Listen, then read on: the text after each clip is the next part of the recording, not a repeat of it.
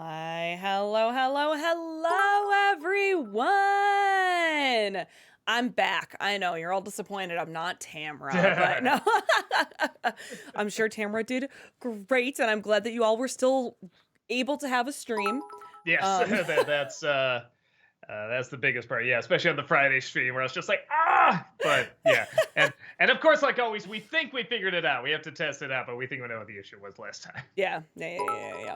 But anyway, yes, hello, welcome back to Chatting with Doug, where you ask Doug all the questions that you've always wanted to know the answers to, and he will answer, sometimes seriously, sometimes not. Um, Usually not.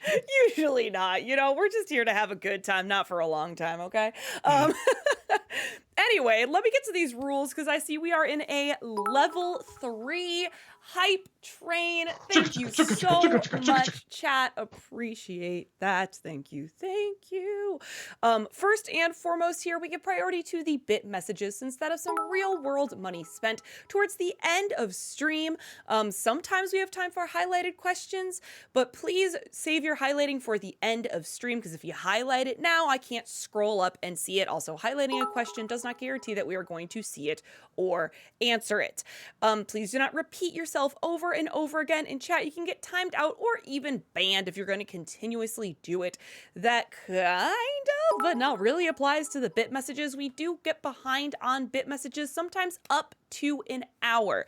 Please be patient. It is very, very rare that we actually do miss a bit message. Please just have the patience. We will get to it. I do have a list. Again, it's pretty rare that we actually missed it. Just maybe hold off for at least an hour before you're like, where's my question? Also, no spoilers. Not everyone has had a chance to see the latest and greatest. Don't spoil Five Nights at Freddy for me, okay? No, just kidding. I don't know if there's anything to spoil about FNAF, but here we Yeah, are. yeah. I guess if you played the games, that's the movie. I guess if you played all the games, that's exactly what the movie is. Fantastic. I love that. Watch the length of your questions, please. The longer it is, the faster I have to read it, and the more likely it is that we will not be able to repeat it and lose the point of the question. So short and to the point is better. Maybe make sure that you haven't asked a similar question or the same question as someone asked already. Again, we're not going to get you in trouble for that. It's just we feel bad if you're like the fourth person to ask, hey, Doug, what's next week's NC? And we kind of just like have to breeze past it. We want your bits to be worth it, okay? We want your bits to be worth it is all. Whoa! Oh, what? Joyer du Grenier. Oh, wow. Thank you Jesus. so much Wait a minute. for the raid. Wait a minute. Hello from France. Bonjour. Oh, holy shit! Bonjour. Ça How you doing, bro? va? Ça va Oh my bien? God. I only know a little bit of French. I spent some time in the Côte d'Azur for like a month. Oh my God. What was it been, man? It might have been. I think it might have actually been over 10 years since I talked to this dude. Yeah, when I went there, this guy, he's pretty much said to be he was introduced to me as the French angry video game nerd. I was like, "Oh, that's pretty cool." But like literally I would just go to like bookstores in France and I would see his face on books there. Like he's a big fucking deal, man. So and I haven't heard from him forever. So what a lovely way to hear from you again. Thank you Yes. so much. Fantastic. Very, very kind. Oh, well, for those of us who are just joining us from the raid, hello, in case you don't know us, we are Channel Awesome. Most people obviously know us for this guy right here, the nostalgia critic, Doug Walker. This is our Twitch channel where we have a variety of different people playing a variety of different games 5 days a week. So please come on back and hang out with us. We always appreciate seeing people here. I'm Heather. For people who don't know me, I kind of run, well, my official work title is the Twitch Queen. So I kind of run the tech and most of the Twitch stuff here. And also, if you're just joining us from the raid, we are doing a Q&A with Doug right now, but to keep things a little bit orderly, we are giving priority to the bit messages that have been sent so that we can keep the conversation flowing. So there we go. Shabby Okay. couldn't rate us just a little earlier when we were going over like the rules and stuff, I guess. But yeah, this is a Q&A stream pretty much. Yeah. Don't repeat yourself in chat. I can't go over all the rules again, but just know that we're not ignoring you. We see you, and we are so glad that you are here. But You are we are. seen. Yes. Oh right. What is the avatar thing? I don't know. I see. you. I don't know. It's some shit. That's all right. Something like that. If they're just like, this is shit, I'd be like, yeah, that sounds right. Yeah. So we're not ignoring you. We just give priority here to the bit messages, and I am looking at chat. It's just that, we give priority to that. All right, cool. Great, awesome, fantastic. Let's get to some of these questions. And again, hello, new friends. Oiram, thank you for the 100 bits. Hey, Doug, what did you think of the latest South Park episode? I haven't seen I've only seen clips. The clips I saw were pretty funny, and what I like is that the actresses that I've seen doing like Cartman and Kenny and all them, they're getting like the cadence down of how they say the lines. Like it's obviously these different actresses doing the lines, but they have kind of the beats down. Like she's not doing like Cartman's accent, but the way he would say it and pronounce some of the not pronounce it, but like the tempo of it. They all got down, which I thought was pretty funny. But no, I gotta check it out because it looked pretty funny. Noff, thank you for the 100 bits. Totes pumped for Grand Rapids to see y'all there. Plus, marking the second Not in Illinois convention I'm attending, my first was MagFest 2015 from Washington, D.C. It'll be great to see you. Yeah. LPB the actor, thank you so heckin' much for that 50-month subscription. Thank you. Welcome back. 50 months. Really appreciate that. Hey guys, hope you got my commercial suggestions. Out of curiosity, were you aware that Captain Hook was the same guy that played Lucius Malfoy in the Harry Potter films? Yeah, Jason Isaacs. It's funny because I don't remember him much from the Harry Potter films, but I do remember him as Hook, and I thought he did a decent job. I like him kind of playing him as like a bipolar drunk. I thought that was pretty interesting. Haunted Joker, thank you for the 100 bits. Here's my attempt to make Doug chuckle with just 2 words. Heil Smoochie. I mean, there's a scene in the film that's very much like that. So, yeah, that's a slight chuckle. Worked okay. Oiram, thank you for the 100 bits. Better bully actor, Tom Draco Felton or Thomas Biff Wilson? What was the first one again? Tom Draco Felton. So Tom Felton plays Draco Malfoy in the Harry Potter movies. Gotcha. Oh, I gotta go with Biff, man. Biff. Come on. Make like a tree and get the hell out of here. Come on, that's ingenious writing. It's true. Adam Grunther, thank you for the 100 bits. Not to sound like a broken record, so I'm just going to ask one more time, and I promise it's the last one. But have you seen the most recent episodes of Doom Patrol? And if so, thoughts? No, not yet. I'm sorry. Because of the convention and Disney Decembers and getting everything together, I have not had a chance yet. I really, really want to, but yeah, just haven't gotten around to it, man. I will. I definitely was. The last season, I really want to check it out. I know, guys. Thank you for the 100 bits. Will you ever do a review for Muppets from Space or Trolls World Tour? Also, I saw Trolls band together, and honestly, that's good, which makes it the best of the 3. Makes sense. I did just a fast little like vlog review of the Trolls World Tour. I guess I could technically do an NC of it. I mean, I did do the first one. It's one of the few times where like the message, the way they're trying to get across the message was very, very clever. I don't remember anything else about it outside of that though. And then was there a chunk of that question? I'm sorry, there's no. Muppets in Space.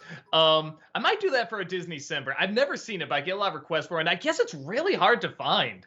So I have to find like a hard copy version of it. Or I guess even streaming is pretty hard to find. So I will do my best to find it. That Disney Nerd, thank you for the 100 bits. Just saying, Doug, you missed your chance to call yourself Douglebass in the short that you made. What can I say? I'm a piece of shit. Oh no, Doug. I know, guys, thank you for the 100 bits. Just saw the trailer for the new Bad Guys holiday special. While I'm sure it'll be fine, the animation looks really, really, really bad. That's what I was noticing too. Yeah, I think I saw it there. I was like, oh, I remember liking the movie. Okay, so I clicked on it, and I'm like, it has like the same skins, the same textures and stuff, but clearly, like the actual animation itself was just slashed in half, and yeah, it that wasn't looking so hot. So yeah, we'll see if I check that out or not. I do, I watch like a million holiday things anyway, though, so it's like maybe I'll just throw that in the mix. Connor Davenport, thank you for the 100 bits. What's your favorite what if casting that never happened? For example, when Michael Keaton dropped out negotiations to play the Vulture in Spider-Man Homecoming, John Leguizamo was approached to take over before Keaton took the role back. Man, that's a good question. I'm trying to think. Oh, like Patrick Stewart as Mr. Freeze. Everyone was always saying that was going to be him. Now, to be fair, with the Joel Schumacher universe, would that have worked? I don't know. Maybe what made those lines even funnier. I don't know. Or even worse. I have no idea. I feel like this Shakespearean actor saying, like, the Iceman cometh and stuff like that might be, or let's kick some ice, might actually be kind of enjoyable for like a minute. Adam Grunther, thank you for the 100 bits. Will you be reviewing the last 2 Ice Age movies for Disneycember, or will you skip them for your own sanity? I saw them. I don't remember them being awful, but I don't remember them being anything great either. They're pretty forgettable. I know what, guys. Thank you for the 100 bits. I finally watched the Paddington movies. What have I been missing? I know the whole director was... I know why the director was chosen for Wonka. Yeah, they're bizarrely good. That's honestly the only thing that's like giving me hope for Wonka, because the trailers aren't doing much for me. But the trailers for the Paddington movies didn't do much for me either, and they're just like crazy likable and so charming and funny, and they look beautiful. Yeah, so it's so weird how good they are. Like they're unnaturally good. Commander Hammerhead, thank you for the 100 bits. Hey Doug, I have another fanscription idea. What if James Cameron directed Terminator 3? Also, I recommend playing Terminator Resistance, as it's seen by many as the true sequel to T2. Ah, okay. I never even heard of that one. Yeah, I don't know, because he talked about it for a while. I think he had ideas for T3. That they just never ended up doing them. I mean, I guess like Dark Fate is kind of his T3, because it does kind of pick up immediately after Terminator 2. And he did produce it and everything. But I don't know. I kind of hope that's not where, he would take it immediately after T2, but maybe he would. Who knows? Yeah. I know, guys. Thank you for the 100 bits. You think you could review Kung Pao Enter the Fist? It's honestly really hilarious. I got on the list. I've never seen it. It looked bad, but everyone's been telling me the same thing. That's actually really, really funny. So I have to sit down and watch it. Everyone's asked me to review it, so I'll get around to it at some point. Again, everyone, thank you so much for all the follows. Really appreciate you all being here from the raid. I'm probably not going to thank every single one of you, but we see you and we appreciate you. Thanks for hanging out. Alexander, thank you for the 100 bits. I know you watched Steve Martin's song number from Only Murders, but there's another titled Creatures of the Night, which Martin Short sings. It's honestly a pretty superb musical number. The clip is on YouTube in case you get the chance to watch it. Okay, I'll check it out. Okay, great. I know, guys, thank you for the 100 bits. After almost a year, I think it's finally time to continue working on the script I've been working on for the longest time. A Captain N reboot that I'm calling Captain N Remastered. Oh, okay. That's a pretty good title. That's a pretty good title. Alexander, thank you for the 100 bits. I know you prefer the original, Doug, but Hotel Transylvania 2 is still my favorite of the series. I personally thought the jokes were more abundant and even funnier, and the characters felt more fleshed out. To each their own, I guess. It's very close. I really do like the second one a great deal, especially when sequels really usually go down in quality and stuff. Like that one, I thought it was really smart, kind of making it where they have a kid and they're trying to teach the kid and stuff like that. Like it did feel like the characters were still like evolving enough that you want to see like in a series like that.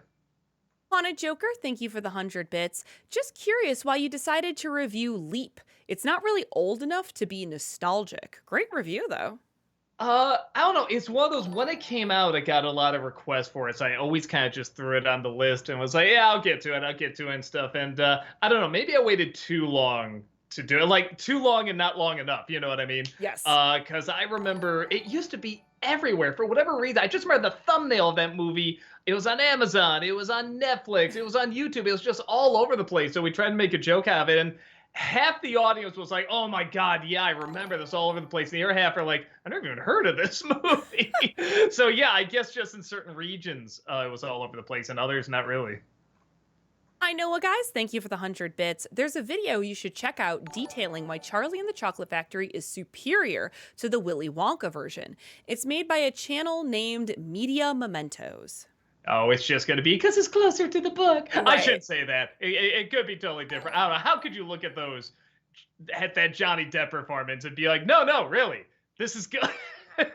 I will say this. I was actually legit liking it okay until Willy Wonka entered the picture. But I was expecting to hate it. And for the first third, I was actually shocked how much I was getting into it. Yeah. Oiram, thank you for the 100 bits. Hey, Doug, I made my commercial suggestions. I'm the one from yesterday on Facebook who said, oh, I've got quite a few and posted 6 YouTube links, all having similar themes. Let's just say Malcolm may need to be called in for these. Yeah, we got a ton, definitely from them. And yeah, we looked over ones that we thought made sense and put them in. So maybe they'll be in there, maybe they won't. You'll just have to watch and see. Adam Grunther, thank you for the 100 bits. Do you think you'll change your mind on Guardians 3 if you watch it again, or is it definitely a miss for you? I tried to watch it again. Oh, did you? It is.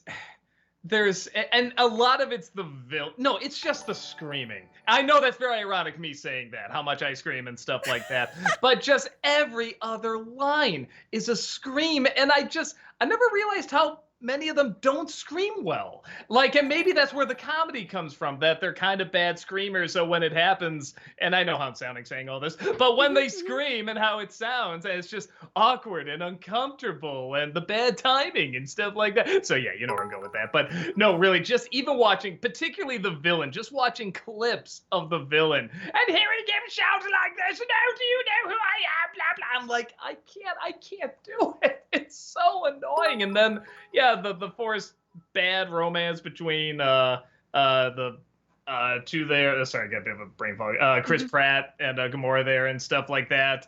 I thought was pointless and it didn't look very interesting to me. All the moments felt very. Yeah, I'm sorry. I couldn't do it. I tried to give another chance, but I'm the one asshole because everyone else loves it. You shall remain the controversial opinion. Yes. Alexander, thank you for the 100 bits. Even though the later movies have their flaws, the one aspect I thought each Hotel Transylvania film handled pretty well was the relationship between Dracula and Mavis. In my opinion, their connection is primarily what gave the franchise a soul. Yeah, well, that's kind of where the first one started with it. I mean, that was kind of the focus of the first one, wasn't it? Yeah, I do like they keep that in focus. And again, they don't just keep it like, oh, well, now she has a boyfriend and just that's it. It's just the couple. It's like, no, she has a kid. They have a family. The in-laws come in. It's stuff that kind of naturally happens in relationships. So, yeah, no, I like all that. Connor Davenport, thank you for the 100 bits. Who did you like more as the voice of Spider-Man? Josh Keaton in The Spectacular Spider-Man or Yuri Lowenthal in Marvel Spider-Man PS4? I mean, it's weird. So the Marvel Spider-Man, the one on the PS4, sounds like kind of how I imagine him sounding more. Okay. But the one from the show, I really feel like I'm watching this kid grow up. You know what I mean? Like he is becoming Spider-Man, and he was doing a good job at starting off the voice younger, and as the show goes on, he grows it up a little bit, like just a touch. And I'm sure if it kept going, he would evolve it to, a full grown-up voice. And yeah, I hope, some of these shows get reboots and stuff like that. I hope that does. It's just one more season. Yeah. Oiram, thank you for the 100 bits. Ever watch Gods Must Be Crazy?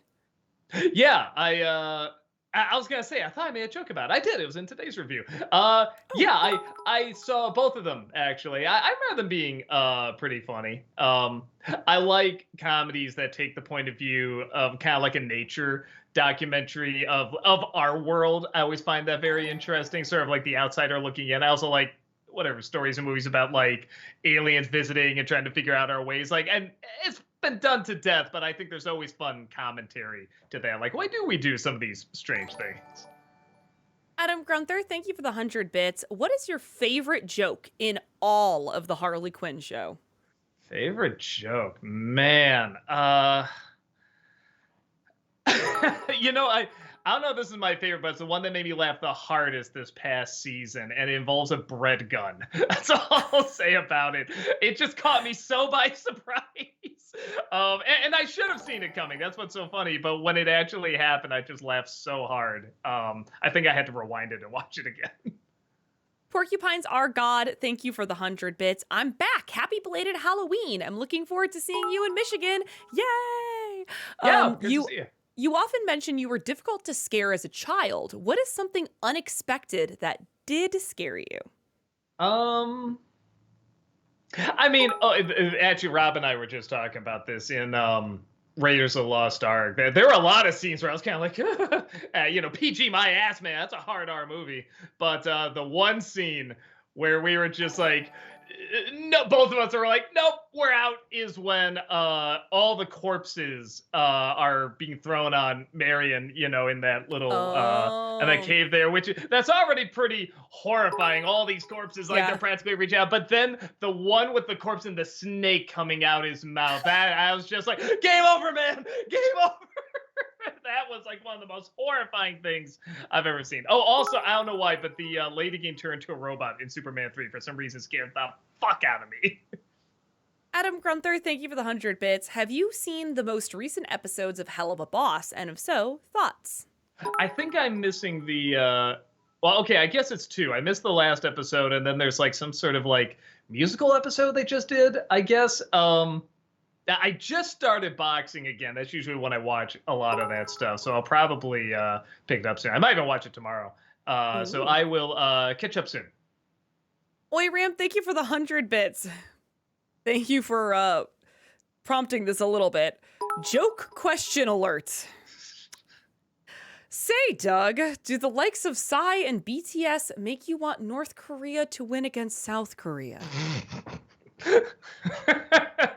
Well, first of all, I love your bad taste. And joke's on you. I don't listen to any of those bands. So, ha! I don't know what you have against K-pop. BTS is a genuinely good band. I love K-pop. I'm not like a K-pop stan, but K-pop is good. What do you have against it? I know what BTS is, but if you were to ask me to name a song or how it goes, I couldn't do it. All right. FBL, thank you for the 100 bits. Thoughts on Samurai Jack? I like it. I never got all the way through it. I probably should. It's weird. Something about Gendy Tartakovsky, I think is how you say his name. Something about his show. I love his shows.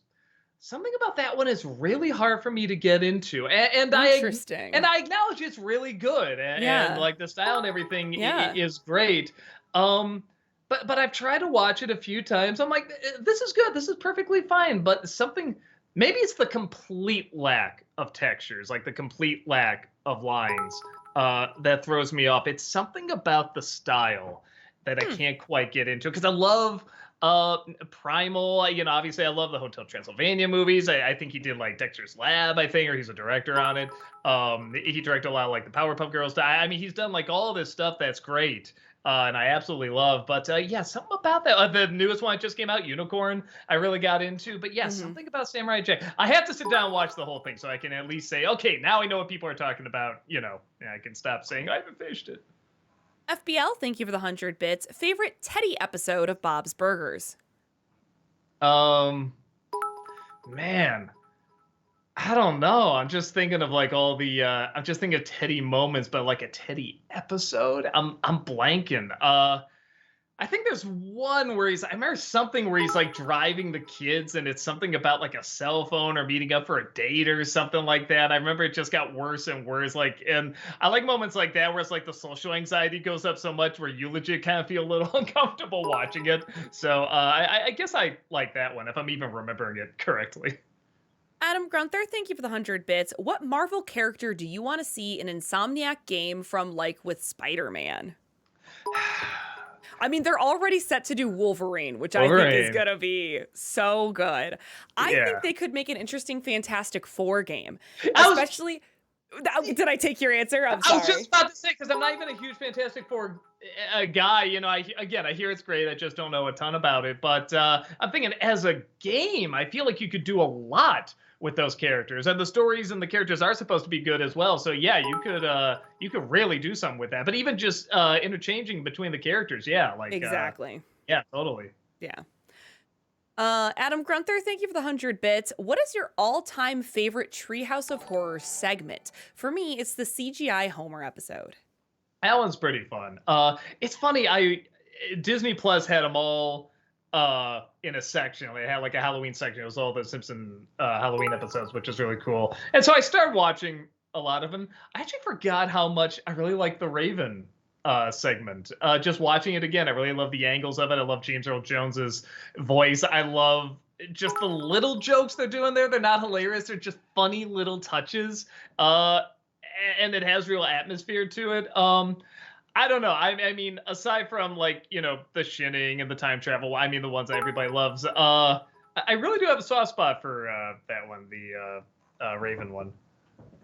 Oiram, thank you for the 100 bits. Another interesting one. Hey Doug, have you heard about this voice actor named Sungwon Cho? I think you mean Praz Z, I think.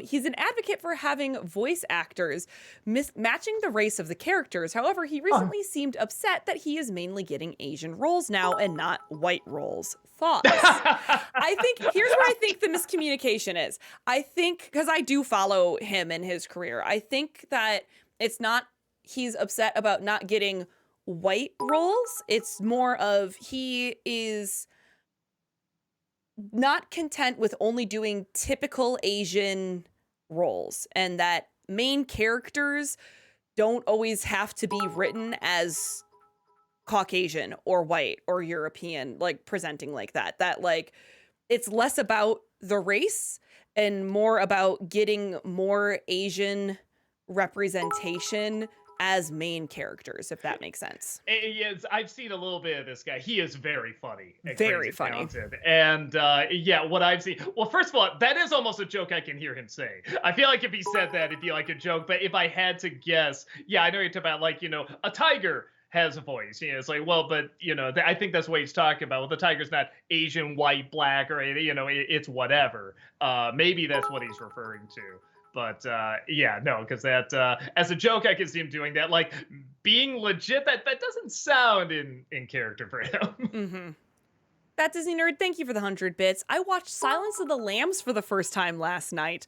Oh my God. I see now why everybody says Anthony Hopkins was brilliant as Hannibal Lecter. Every scene he's in is just so eerie and unsettling. Fantastic performance and a really good movie. Yeah, he's good. I have one of those controversial thoughts where it's like, I think it's a good performance. He does it very well. He is that character and everything. And I think this is the movie's fault, the director. And sometimes he's a little too James Bond villain. There's literally a scene where he's like, fly away, little starling. Fly, fly, fly. And I'm like, I can't take that seriously. Those moments are just way too silly for me. But I do love things like him standing in the middle of the room when she walks. I mean, that's such like a creepy introduction to him and stuff like that. No, he is very, very good. I actually think he's more creepy in, even though he's a lot older, in Red Dragon, because he legit wants to get that guy.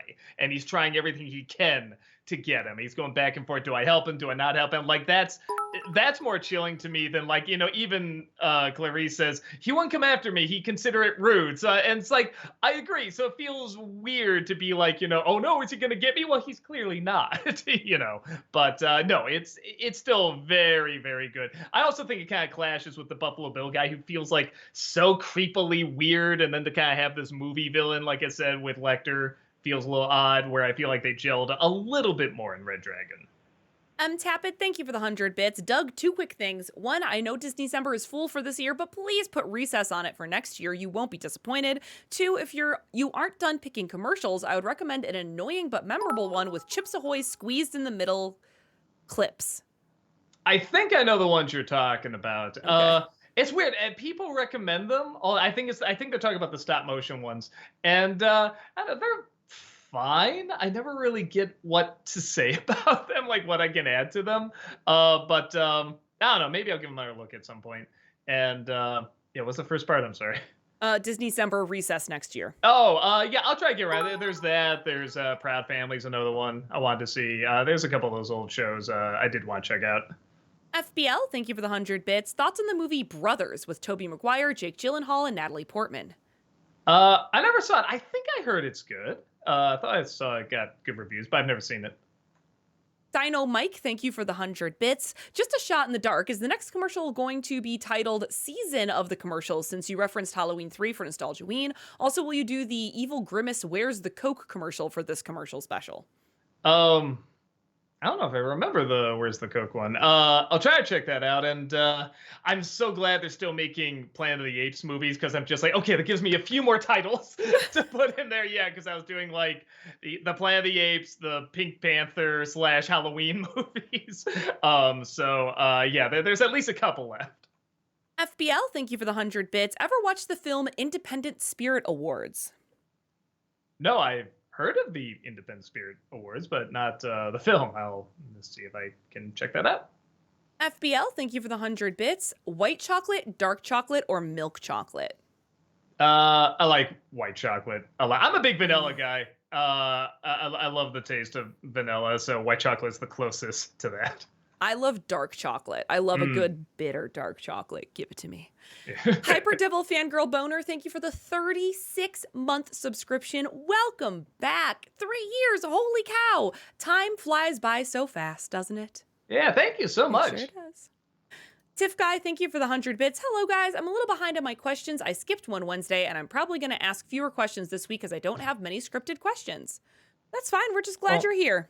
Chaplin says hi regardless. Oh, good. Thank you, Chaplin. You bring everyone's mood up. The Duck Goes Moo, thank you for that raid. Appreciate that. Thank Sorry you. I missed that before.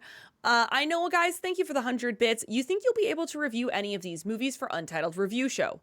The Marvels, Trolls Band Together, Wish. There's a lot of these, so maybe we just need a yes/no rapid fire. I'll just say for vlogs is all I'm doing right now, probably until January. So Okay, so not for the Untitled Review Show? Correct. Yeah, so just a no to all of them for now. Okay, for now. But you might do vlogs of them. And quick Yeah, I'll reviews. probably do like a vlog of like Marvels and maybe Wish. Okay, cool. Adam Grunther, thank you for the 100 bits. Who is your favorite fourth wall breaking fictional character? Kind of a weird one, but for me, it's Mr. Nobody. I mean, he's pretty good. It might be Rick from Rick and Morty. I kind of love how, because there's only so much you can break the fourth wall, I feel like, and it can still be funny. You have to really keep upping the game, and I feel like they do. I feel like they do a pretty good job with that. The Muppets, I'm a big fan of when they do that too. FBL, thank you for the 100 bits. Ooh, one must go. Mac and cheese bites, jalapeno poppers, mozzarella sticks. I guess the poppers. Honestly, the cheese sticks are the only thing I really like. The rest, I'm like, they're okay. I feel like I'd get rid of the mac and cheese bites because it's a little bit redundant to have the mac and cheese bites and the mozzarella sticks, and I'd have a mozzarella stick any day over a mac and cheese bite. So Yeah, see, I love mozzarella sticks. Man, some marinara sauce, so good. so good. So good. Dev the Wiser, thank you for the 100 bits. Have you seen The Haunted Mansion 2023? And if so, what are your thoughts? Yeah, it's bad. It is so boring, and it's long, and it's not pleasant to look at, and there's not good writing, and it's weird because I'm like, well, it can't be as bad as the Eddie Murphy one. And in some respects it isn't, but it's also like I remember the Eddie Murphy one, you know what I mean? I am like struggling to remember anything about this movie. I just remember it was so dull and unpleasant to sit through. You mean to tell me, Doug, that Jared Leto didn't save the movie? Yeah, there's no reason to have him in there either. He just looks like the CG Grinch walking around with a voice distorted like that. Like, there's no reason to have him in there. Adam Grunther, thank you for the 100 bits. What is the main thing about Where the Wild Things Are that makes you love it so much? It took a while for me to figure out what it was doing. It did definitely what I did, and I think a lot of kids did when they were younger. When they would work through their problems, they don't say, "Well, I'm experiencing this problem, and these are my emotions about. How do I feel better about my emotion?" No, you create this fantasy world. You talk to these characters. You draw. You create these scenarios. You play. You imagine, and you're working out your issues through that. But instead of making it really obvious, something like I don't know, the kid's parents in Shark Boy and Lava Girl are these cookie monsters. Oh, they get along. Oh, it's like when they're separators. It's like, it's not obvious like that. Like when kids work stuff out, it isn't as spelled out as that. And that's what I like about Where the Wild Things Are. He is working through all this stuff. But I mean, like the main James Gandolfini, monster, like that's probably mostly his father, but it's probably like also like a lot of his insecurities as well, a lot of his fears. You have some characters like, well, that could be his mother, that could be one side of the mother, that could be like the nice side, could be more the angry side, or maybe the theory. I mean, there's so many ways you can interpret it because it isn't so spelled out. I think because it's not that spelled out, some people find a hard time getting into it. Like you never see the father in the movie or anything Right. like that, but like I feel like there's just enough clues in there where you can really read a lot into it. And I don't know. I definitely, if you just replaced all those monsters with like Ninja Turtles, like that's like what my fantasies were like when I was a kid. When I would go imagine, I'd go on adventures, but work stuff out too. I mean, it's like that's exactly what they were like. So yeah, I really think it hit on something that I never saw another movie hit on quite as well. That Disney Nerd, thank you for the 100 bits. And this is a very interesting question. When talking about movies, is it better to talk about them objectively or subjectively? Does it depend on how you approach it? I mean, it can. Well, okay, good example. The Five Nights at Freddy's movie that came out. I was kind of on the verge of recommending it, but I'm like, but the animatronics just don't do that much, and I feel like that's what people are going to want to see and stuff. So I ended up not recommending it. But a lot of fans, like diehard fans, were just like, this is the story. I mean, beat for beat, it's the story, it's the lore. They got it all down. And it feels good just to see it in a movie. Kind of thing. I guess the Mario movie was kind of similar. Like anyone that knows anything about Mario had a good time with that film. But as a movie, is it like, if you knew nothing about it, would you get into it that much? Probably not. So I usually at least what I try to do is I try to give my thoughts, and then I also try to make it clear who would like this, who would not, if possible. I try to put that, I try to put a feel out for what the film is like, to see if maybe you would enjoy it, or maybe you wouldn't enjoy it. Maybe I love something, but you would not get into it, kind of thing. Same thing with the Barbie movie, which I did come around to, actually think. Yeah. But I was saying, like, look, this is clearly not made for me, but I acknowledge it is made well for the target fan base, for people that grew up with Barbie and stuff like that. And yeah, to a point where it's like, I feel like whenever I do the NC review, I'm going to do a funny little thing where it's like, I go to Rotten Tomatoes and I change it to a positive, like just like almost like live in the review. I think that might actually be kind of funny to do. But yeah, so I mean, context. I think it depends in terms of the context of the movie. That's the best way. You look at the context and see, okay, what makes sense in terms of reviewing this? The most sense, I should say. FBL, thank you for the 100 bits. Favorite scene from 50 First Dates? Oh, I know this. It's I don't think, who cares about spoilers for 50 First Dates? I don't really care for 50 First Dates. But when he breaks up with her, says, okay, because she has short-term memory loss, and so she won't remember him. And the father gives him a CD. It's like a compilation of like all the songs I think that they used to listen to, and he's going to sail off, and he sees that he snuck in this gift, and he says, oh, he made a mixtape of all the songs we used to listen to. What an asshole! And they just see him like driving the ship, singing the song, crying, did you ever know the prettiest girl you ever saw? It was just the perfect edit. Just going from him screaming to suddenly crying, driving the boat, thinking about her. It was so funny. Noah Zinner, thank you for the 100 bits. Doug, would you do an NC for Surf's Up? For what it is, it's a cute animated kids film with plenty of nostalgia. Yeah, I never did see it. I think I was so sick of all those Penguin movies that were coming out at that time. I just assumed that was another one, because I never heard anybody talk about it. But maybe I should give it a chance. Alexander, thank you for the 100 bits. I had a massive Halloween film watch list this year, and last night I capped it off by watching the Invisible Man remake. I have Mm. to admit, I was a little skeptical when I heard what the premise was, but damn, that was a freaking masterpiece. So glad I watched it on Halloween itself. Yeah, no, honestly, when I heard the premise, I was like, that's inspired. That's brilliant. Anything I was like, oh, it'd be a great premise, but they'll muck it up like they do with a lot of remakes and stuff. But no, when I saw the trailer, I was just like, oh, like, is this going to be really good? I hope this is really good because it looks great. And yeah, it is. It's about as perfect a remake as you can get. Yeah, and you know what I'm talking about? That scene in the middle. Everyone like who sees it is like, oh, and that scene in the middle, man, holy shit! Like I love a scene that just makes everybody gasp. I saw it I think 2 or 3 times in the theater, and I was always waiting for that scene and watching people's reactions to it. So it's great. Tiff Guy, thank you for the 100 bits. With the current state of streaming services, how long do you think TVs will continue to sell? Wrong answers only because they're fun to hear. Till the end of time, then. I don't know. I feel like people still. I mean, it's weird. It's like I was gonna say like, well, the monitors, but I'm like, I guess that's not a TV, like a smart TV. I don't know. I think people still like having the streaming services like in the TV. You have your little remote and you pick the ones that you want and stuff like that. I think the more they try to blend it with online, I think it'll be better. Yeah, sorry. I just kind of laughed at the way you said they like their streaming services in the TV. That was one of the most 40-year-old things I've heard you say in a while. You need to put the streaming services in the TV. You know what I'm talking about? The choice. I do know. Yes. Like I've got my Fire Sticker. Yeah, I have my smart TV. I know exactly what you mean, but it was just, I don't know what it was, but I'm yeah. using my whiteout on the screen. It's not working. Yeah. Joueur du Grenier, thank you again so much for that raid. We super appreciate it. Thank you all for hanging out with us. A great way to hear from you again. Yeah, I love it. Dev the Wiser, thank you for the 100 bits. Have you seen Raw 2016? And if so, what are your thoughts? I don't think so. Raw 2016. No, I don't even think I've heard of this movie. I will try to check it out.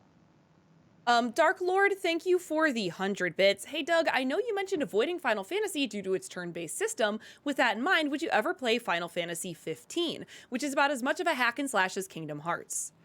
Well, it sounds like fun. Maybe. We'll see.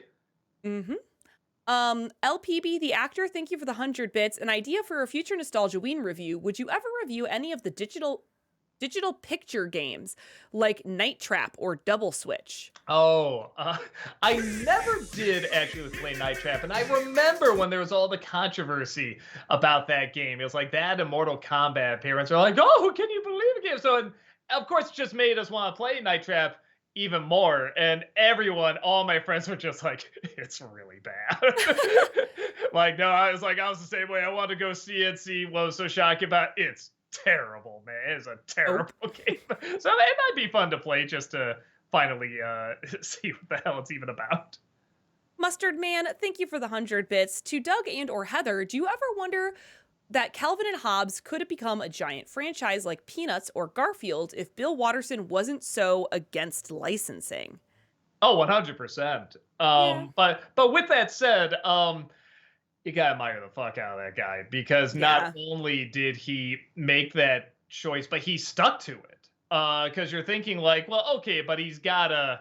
You can say that, but everyone in some respect is a little bit of a hypocrite. Nobody's perfect. Everyone's gonna have flaws and mistakes and stuff like that. But for him to do that, and he never backtracked on it.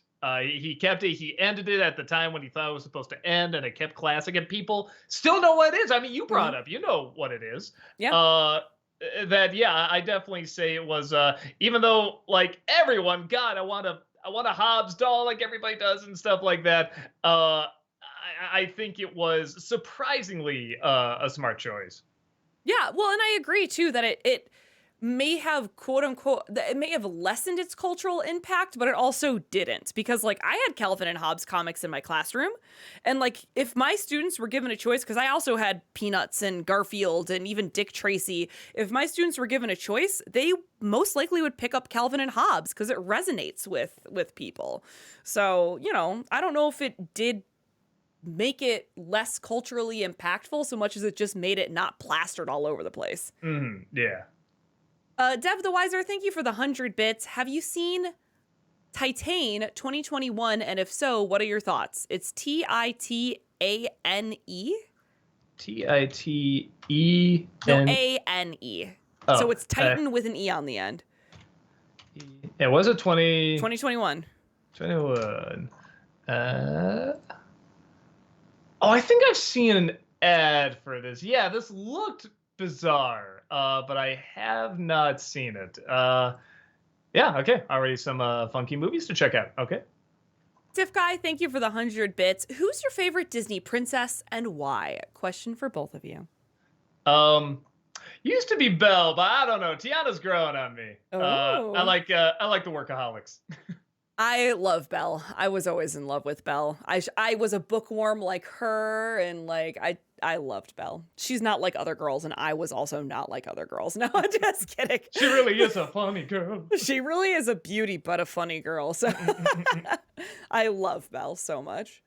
Noah Zinner, thank you for the 100 bits. Doug, an official trailer for Kingdom of the Planet of the Apes comes out tomorrow. Since the film releases May next year, maybe you could do Month of the Apes. Maybe review the first 5 original films in a compilation review and then make a video each of the Andy Serkis films. Yeah, it wouldn't be a bad idea. It's one of those then, do I wait for the final film to be released and include in there? Do I do all the ones that are out until that point? You know what I mean? Because I do love the original. Actually, the new ones are pretty good too. Yeah, I'll look into it. FBL, thank you for the 100 bits. What is the hierarchy of Channel Awesome? Who exactly is the boss? Does Doug have a boss? I am the almighty Doug, and that is all you need to say. Doug is, in fact, God backwards. The only thing missing, you. No, I do not handle the business end of everything. If I did, this company would be dead in the water. No, we got a good bit, very few, but yeah, we got a guy above us that handles all the business stuff, and I am very, very thankful. It's very, very rare that he's like, yeah, you may want to take that out of the video. You may want to. I mean, he leaves us alone, and God, that's a godsend, man. Because I know so many people in Hollywood and stuff like that are actors, writers, all sorts of stuff, and it's just there's constant thumbprints and stuff you hear all over the place, and he just leaves us the fuck alone. And like I said, I'm very, very thankful for that. Yeah, and there's less of like a hierarchy, I guess. Like Doug writes all the Nostalgia Critic episodes, but a lot of times if we bring an idea to it, Doug's like, cool, yeah, let's try a take or two with it. Like, I don't know, there's not so much of a rigid hierarchy where it's like, well, Heather, you've only been with the company for 7 years, therefore you do not get to go to this convention. You get 2 ideas through because of that, yeah. Right. Tiff Guy, thank you for the 100 bits. What movie, show, or game would you describe as a love-hate relationship, and why? There's definitely ones that I acknowledge aren't that great, but I love them. I still love the original Ninja Turtles movie. A lot of people say, no, that's objectively good. I'm like, is it though? I always watch it. I'm like, I don't know, but I love it. I absolutely love it. The Bakshi Lord of the Rings is another one that it's like, it's hard to say it's objectively good, but man, the stuff it does well, I mean, just stays with me forever, kind of stuff. And I'm sure there's others, but yeah, those are usually the 2 that come to mind. I have a love-hate relationship with most platforming games. Sometimes they're beautiful and fun, but I am terrible at them, so I hate myself when I play them. Interesting. Okay. Salfax, thank you for the 100 bits. No message, just the bits. Thank you. Big Jack Films, thank you for the 100 bits. Excellent review of Peter Pan. One of the film's best things for me is the trailer introduced me to one of my favorite bands with Clocks by Coldplay. Actually, thoughts on that band? Coldplay, man, that's another one of those. I know the title. I'm sure I've heard songs. Yeah, from them, but Coldplay is everywhere. I'm trying to think of some of their greatest hits, but now that I'm also on the spot, I can't. Oh, Viva La Vida, A Sky Full of Stars. I need to. Okay, I think I've heard Sky Full of Stars. Yeah. But yeah, I just have to listen to them, I think. But yeah, I know I've heard them, but yeah, in terms of like remembering them so you don't have to. Yeah, I can't do Oh, that. Paradise too. Okay, yeah. Yeah, they're everywhere. Um, that Disney nerd, thank you for the 100 bits. What do you think of Get Out? That's another movie I checked out for the first time. I thought it was great. Everything felt like it had something a little off about it. It was eerie and kind of intense. Loved it so much.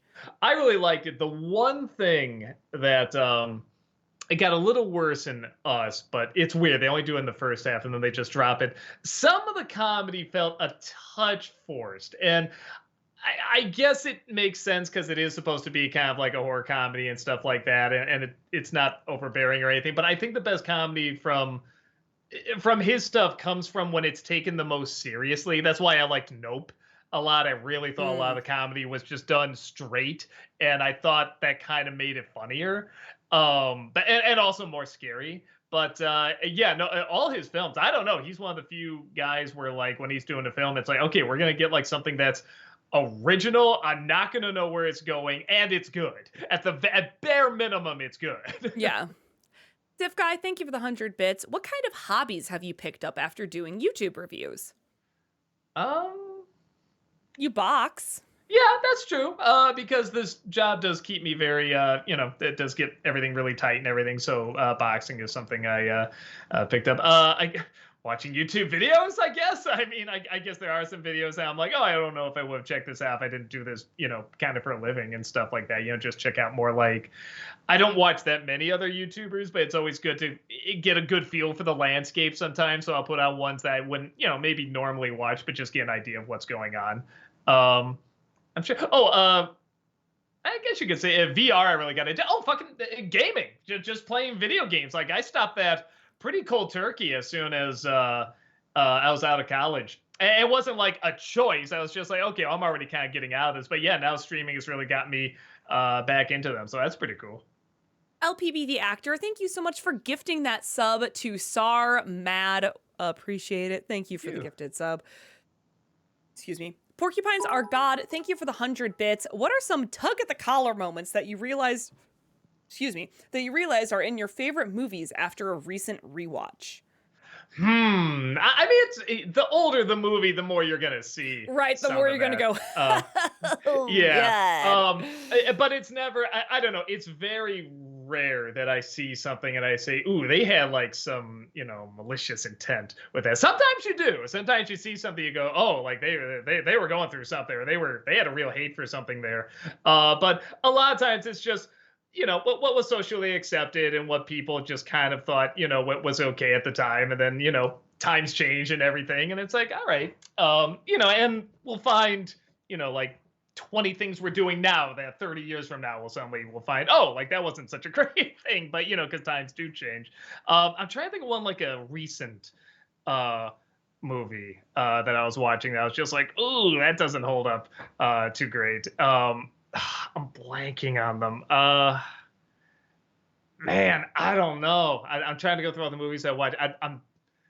Oh, okay. There's one movie that's coming up that has like a few moments in it that aren't. You don't tug too hard at it, but it's a movie where I make a lot of San Francisco jokes, and when you know the plot of it, it kind of makes more sense. That doesn't tell you anything. That's all right. I'm sorry. The brain fog's It's getting to me okay. a little bit. I Yeah. cannot think of one right now. Great.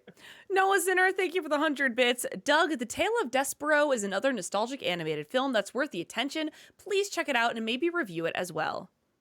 Despero. I don't know. I've heard of that one. Oh, okay. I do know what this is. I was going to say, you've never heard of that before? No, as soon as I saw the Matthew Broderick mouse, yeah. I mean, anything with Matthew Broderick, I'm sold. I don't think I even knew that was a movie.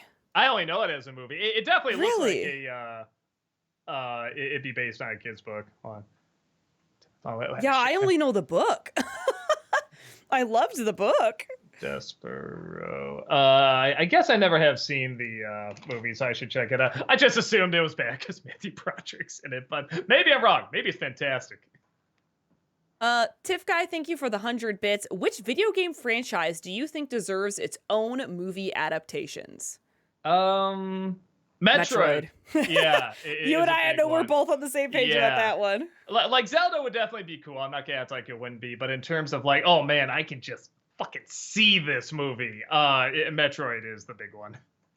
Noah Zinner, thank you for the 100 bits. Doug, final thoughts on Ahsoka as a whole, and what did you think of Love Action Ezra Bridger? Oh, maybe live action. It's probably typo. Live action. That's pretty funny. I really liked Ezra live action. Honestly, all of them, I really liked live action. I thought they made a big difference. I mean, remember coming from a place where I didn't get into Rebels too much, but or at least the first season, it got a little better. But Ezra was always kind of annoying, and yeah, I thought he worked really well in live action. Thrawn worked 10 times better in live action. Like I couldn't believe how much better he worked. I liked it. It was not the best writing in terms of like dialogue and character choices and stuff like that, but I like there's a lot of atmosphere, there's good acting. I like that they really did it different in terms of writing a live action show and a animated show.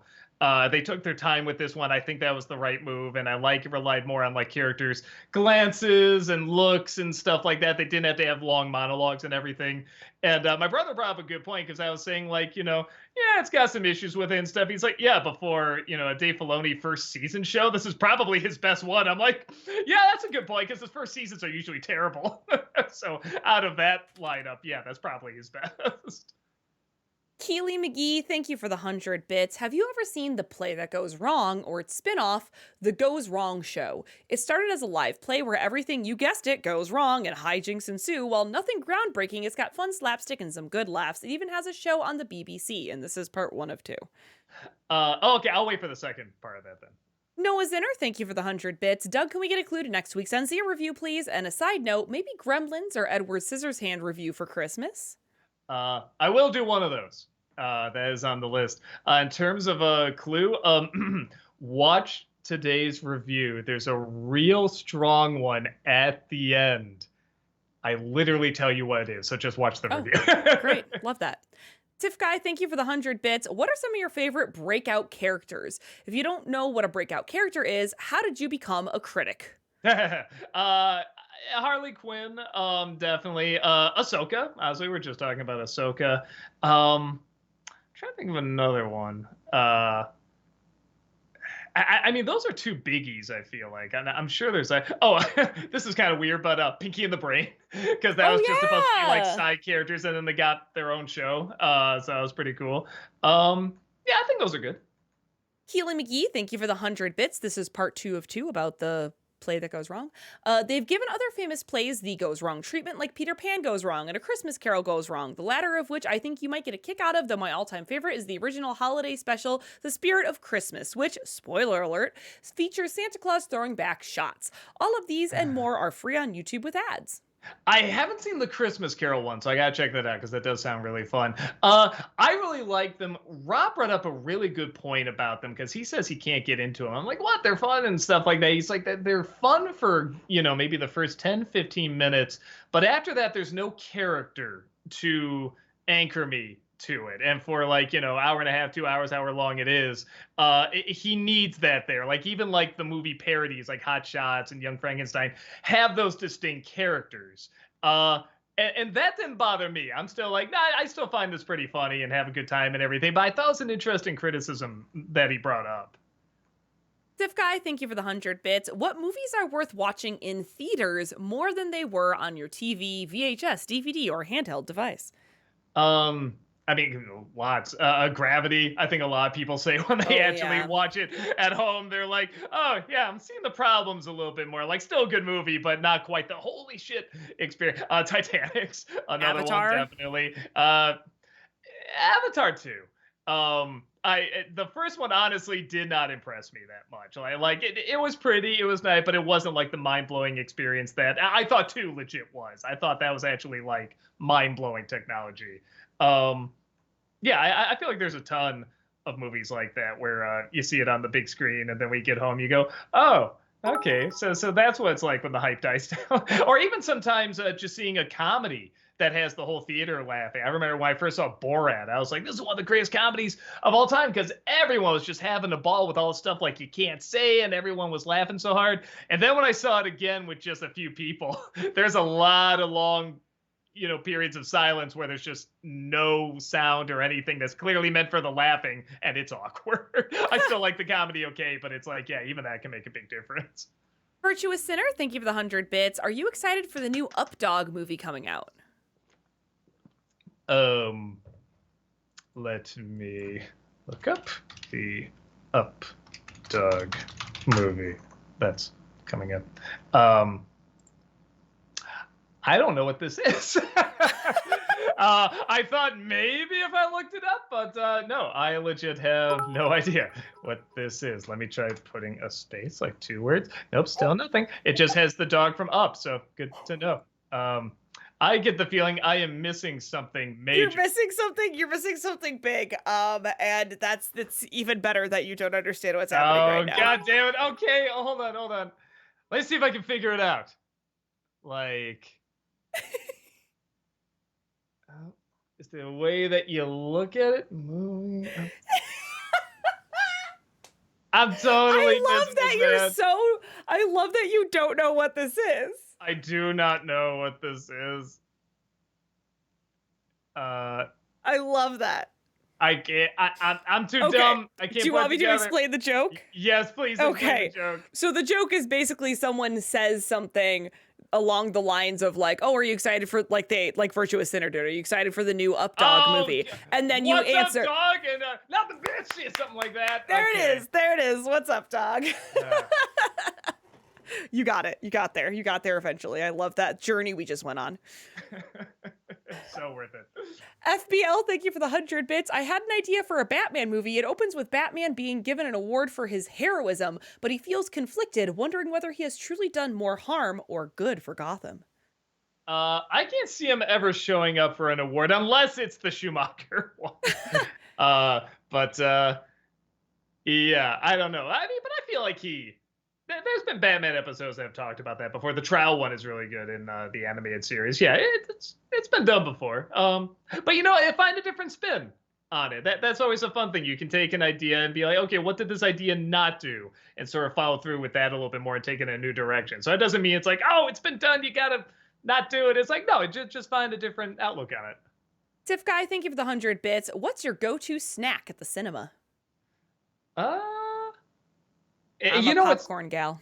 I actually like hot dogs quite a bit at movie theaters. Surprisingly, because I guess there's a big thing. I used to watch a show called Red Dwarf, and they always made all these cinema hot dog jokes. I guess they're infamously bad in England, I guess, but in America too, Doug.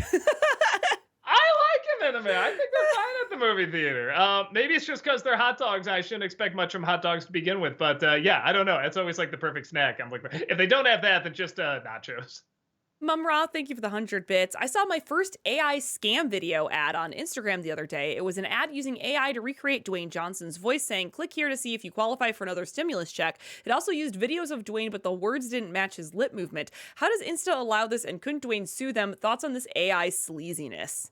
Yeah, I'm like, how did that get by? That's really weird. Yeah, that should have gotten by. What was it on YouTube? Instagram. Oh, Instagram. Still, that's pretty It'll big deal. probably be taken down in a day. Yeah, but weird that it got by. Really weird. Yeah. Yeah, I mean, obviously that's sleazy and violating to Dwayne "The Rock" Johnson, too. Yeah. Sorry, I don't know why that really made me laugh. Like, that's so violating to Dwayne "The Rock" Johnson. Oh, my God. Tiff Guy, thank you for the 100 bits. I ran out of scripted questions, so happy late Halloween. Back at you. Strider for Life, thank you for the 100 bits. Would you like if they add the Jungle Book world to Kingdom Hearts 4? I just want to see Shere Khan so I can shout his name so loud it would echo into space. I feel like it's just going to be like the Tarzan level if they do that. There's not that big a difference in the jungle, so probably not. Dino Mike, thank you for the 100 bits. Will you be talking about Geppetto with Drew Carey, The Jungle Book from 1994, and or George of the Jungle 2 for this year's Disneycember, and or possibly a Nostalgia Critic? No, I think I have that Jungle Book on the list for next year, though, because it is an interesting one to talk about. Again, just for the fact that it has, it's just so funny. You have the animated one that has almost nothing to do with the book, and then you have the live action one that has nothing to do with the animated one and the book, uh, which is kind of funny. But actually, I remember when I saw it, I remember it being kind of a fun time. So it'll be interesting to watch it again, see if it still holds up. Adam Grunther, thank you for the 100 bits. Since I recently moved to Vegas about 2 weeks ago, I'd like to ask what's your favorite thing to see or do in the city? Um, Play poker. Honestly, I'm sorry, I'm not more exciting than that. I just went to TwitchCon in Vegas like 2 or 3 weeks ago, and Area 15 was so cool. If you haven't been out Yeah. to Area 15, it was amazing. Would recommend that. I will say this, your take on the place, the way you see it, definitely changes depending on whether or not you win money. Yeah. If you win money, it's like, what a beautiful, magical place. What a spot. And if you lose money, it's like, oh, this Seth hole. Look at how ugly it is. Oh, so tacky. I know, guys. Thank you for the 100 bits. Do you think you'll review either Diary of a Wimpy Kid, Roderick Rules, there it is, Diary of a Wimpy Kid, Dog Days, or Diary of a Wimpy Kid, The Long Haul? While the first two, Greg does become more likable, and the last one, everything is awful.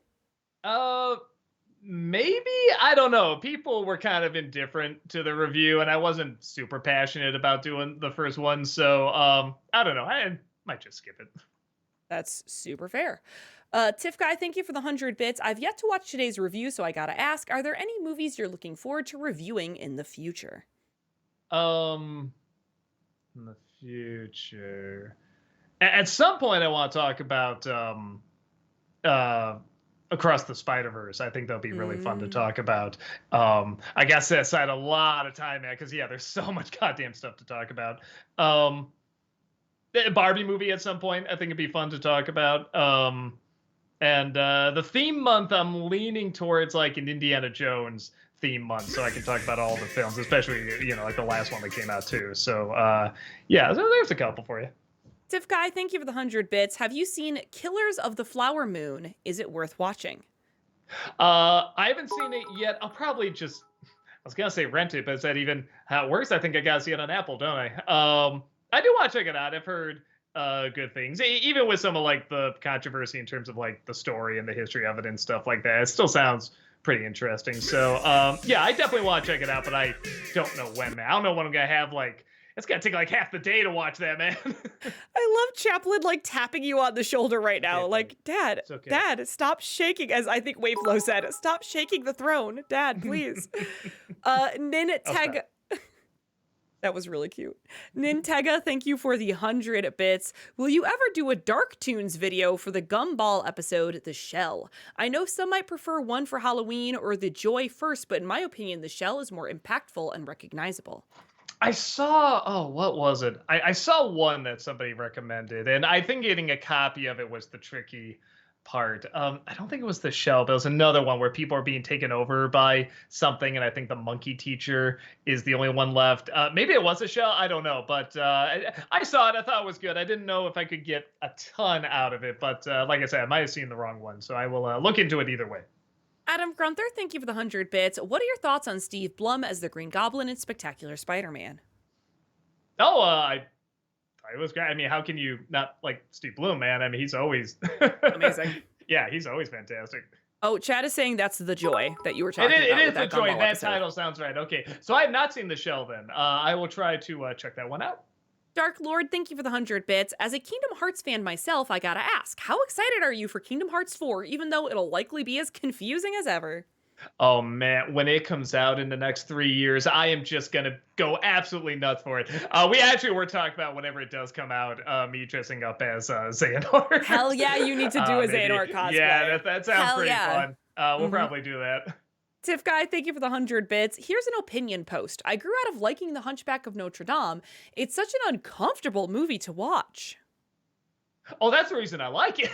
It's so funny. I thought you were gonna say like because you read the book and know more about the story or something like that. But yeah, no, I'm a big fan of uncomfortable movies, honestly.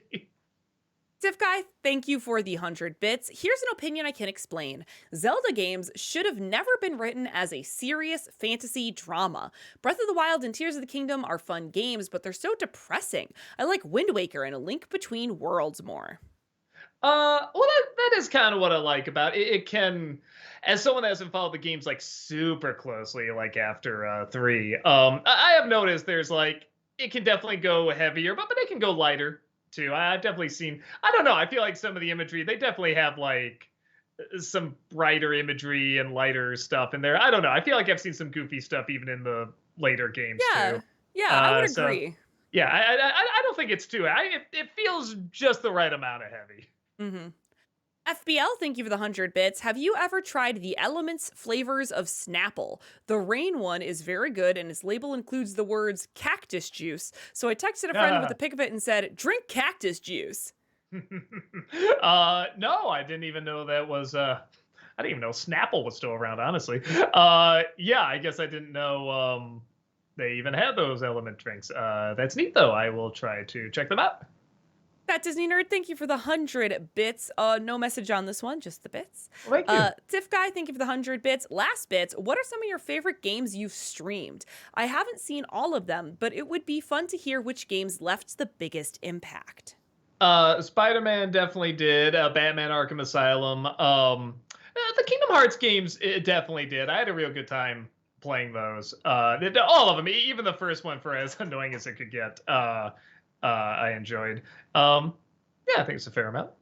Alexander, thank you for the 100 bits. I think the Spider-Man 3 robot scene, or sorry, Superman, I misread that. I think the Superman 3 robot scene is for you what Rourke's crystallized death in Atlantis was for me as a kid. I think characters being turned into unnatural freaks of nature is especially unnerving when you're unsure of how mentally conscious they are.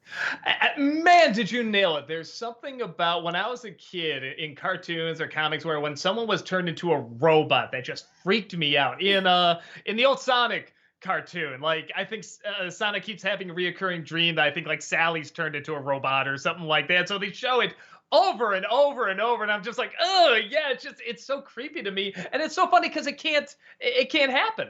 Obviously it can't happen, but there's something about like who takes over your consciousness. Where is your consciousness? Where does the soul go when you become a robot? Kind of thing. It was just such a creepy idea. FBL, thank you for the 100 bits. Have you seen the 2016 movie Nerve with Emma Roberts and Dave Franco? Yeah, hold on. Nerve movie. I don't think so. No, 2016 one. No, I've not. I haven't even heard of this one. I know, well, guys, thank you for the 100 bits. I also want to make a few Christmas scripts that adapt Nutcracker with an actual land of sweets, as well as a Christmas Carol with anthropomorphic animals. I also want to make a Halloween film centered around a man that's possessed by a witch. You want everything. I mean, go for it. I mean, there's so much stuff that's available now in terms of, the internet and, just stuff that's available to you. So yeah, go for it. Alex loves musicals. Thank you for the 100 bits. I finally watched Pixar's Elemental on Disney Plus, and I was so bored. I haven't been this bored in a Pixar movie since Strange World and Lightyear. Oh, wait till you see Haunted Mansion. I was about the same. The one thing I really liked was the fire people were pretty cool with the different stuff they could do in terms of like bending the glass and things like that. Like that stuff was really neat. Everything else, I agree. I thought it wasn't awful, but it's pretty boring. Dark Lord, thank you for the 100 bits. To add to the what other Marvel characters should get their own Insomniac game earlier, I think Blade would be very interesting. And I think he's underappreciated character. Yeah, I could see that. I feel like you would have to maybe, excuse me, add a few more powers to him because like he can't fly, but maybe there's something where it's like he starts to turn more into a vampire so he can fly and stuff. Like have that part of the story.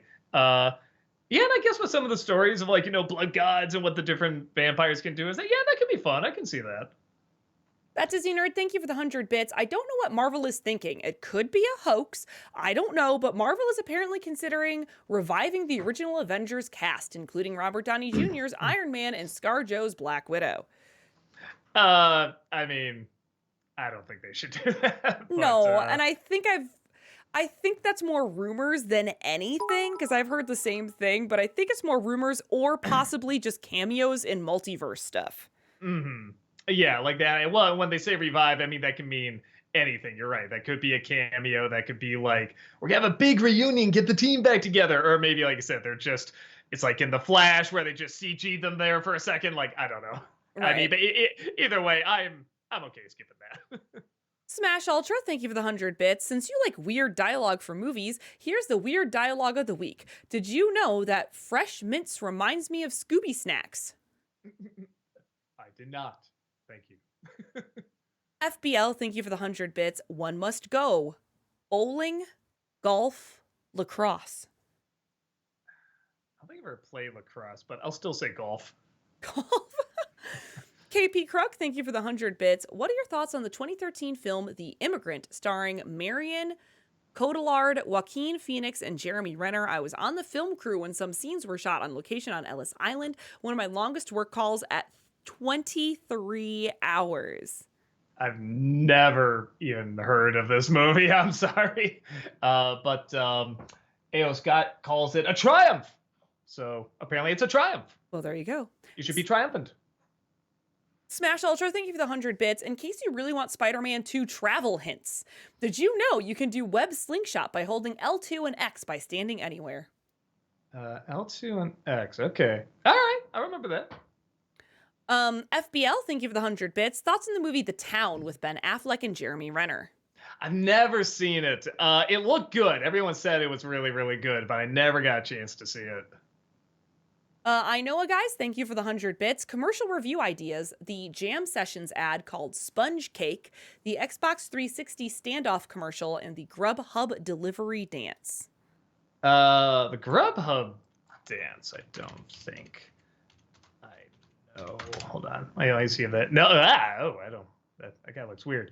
I will try to check that. The arrow ones I saw, I probably won't do those, but the Grubhub dance I might check out. Talkative Carl, thank you for the 100 bits. Why is the MacGuffin in movies looked down upon when it's needed in certain genres? Oh, it's like anything else. It's when they don't disguise it that well. And I personally don't mind it too much. To a lot of writers, it's seen as, lazy because it doesn't organically work its way in. It's just, we gotta get this thing. But I don't know, ever since I was a kid, I've always seen Indiana Jones try to get the thing and stuff like that. Again, even Hitchcock coined the phrase MacGuffin, and he's pretty talented. So it's never been that big a deal for me. Dark Lord, thank you for the 100 bits. On one hand, I want to recommend you try American McGee's Alice and its sequel, Alice Madness Returns, as they're very interestingly dark interpretations of Alice in Wonderland. So I think you'd find some appreciation in them. But on the other hand, they're not the kind of games that let you relax when swinging at everything. Still, at the very least, give the cutscenes a look sometime. Yeah, no, I definitely. When we did the Alice in Wonderland review, the Tim Burton Alice in Wonderland, we pay a lot of homage to that. And I played the first one, but not a ton. I think just it was an early game I got for the PC, and I didn't know how the controls quite worked. I never quite got it down. But I've seen like playthroughs and stuff like that, and that shit's like right up my alley, man. I absolutely love that kind of stuff. But again, I do like. I think I like watching those more than playing them. But I mean, I don't know. Maybe I just need a proper controller, and I'd be able to play great. I don't know. Alex loves musicals. Thank you for the 100 bits. Disney would never do this, but I wish we got a stop-motion Haunted Mansion movie. Wish Guillermo del Toro could have made it.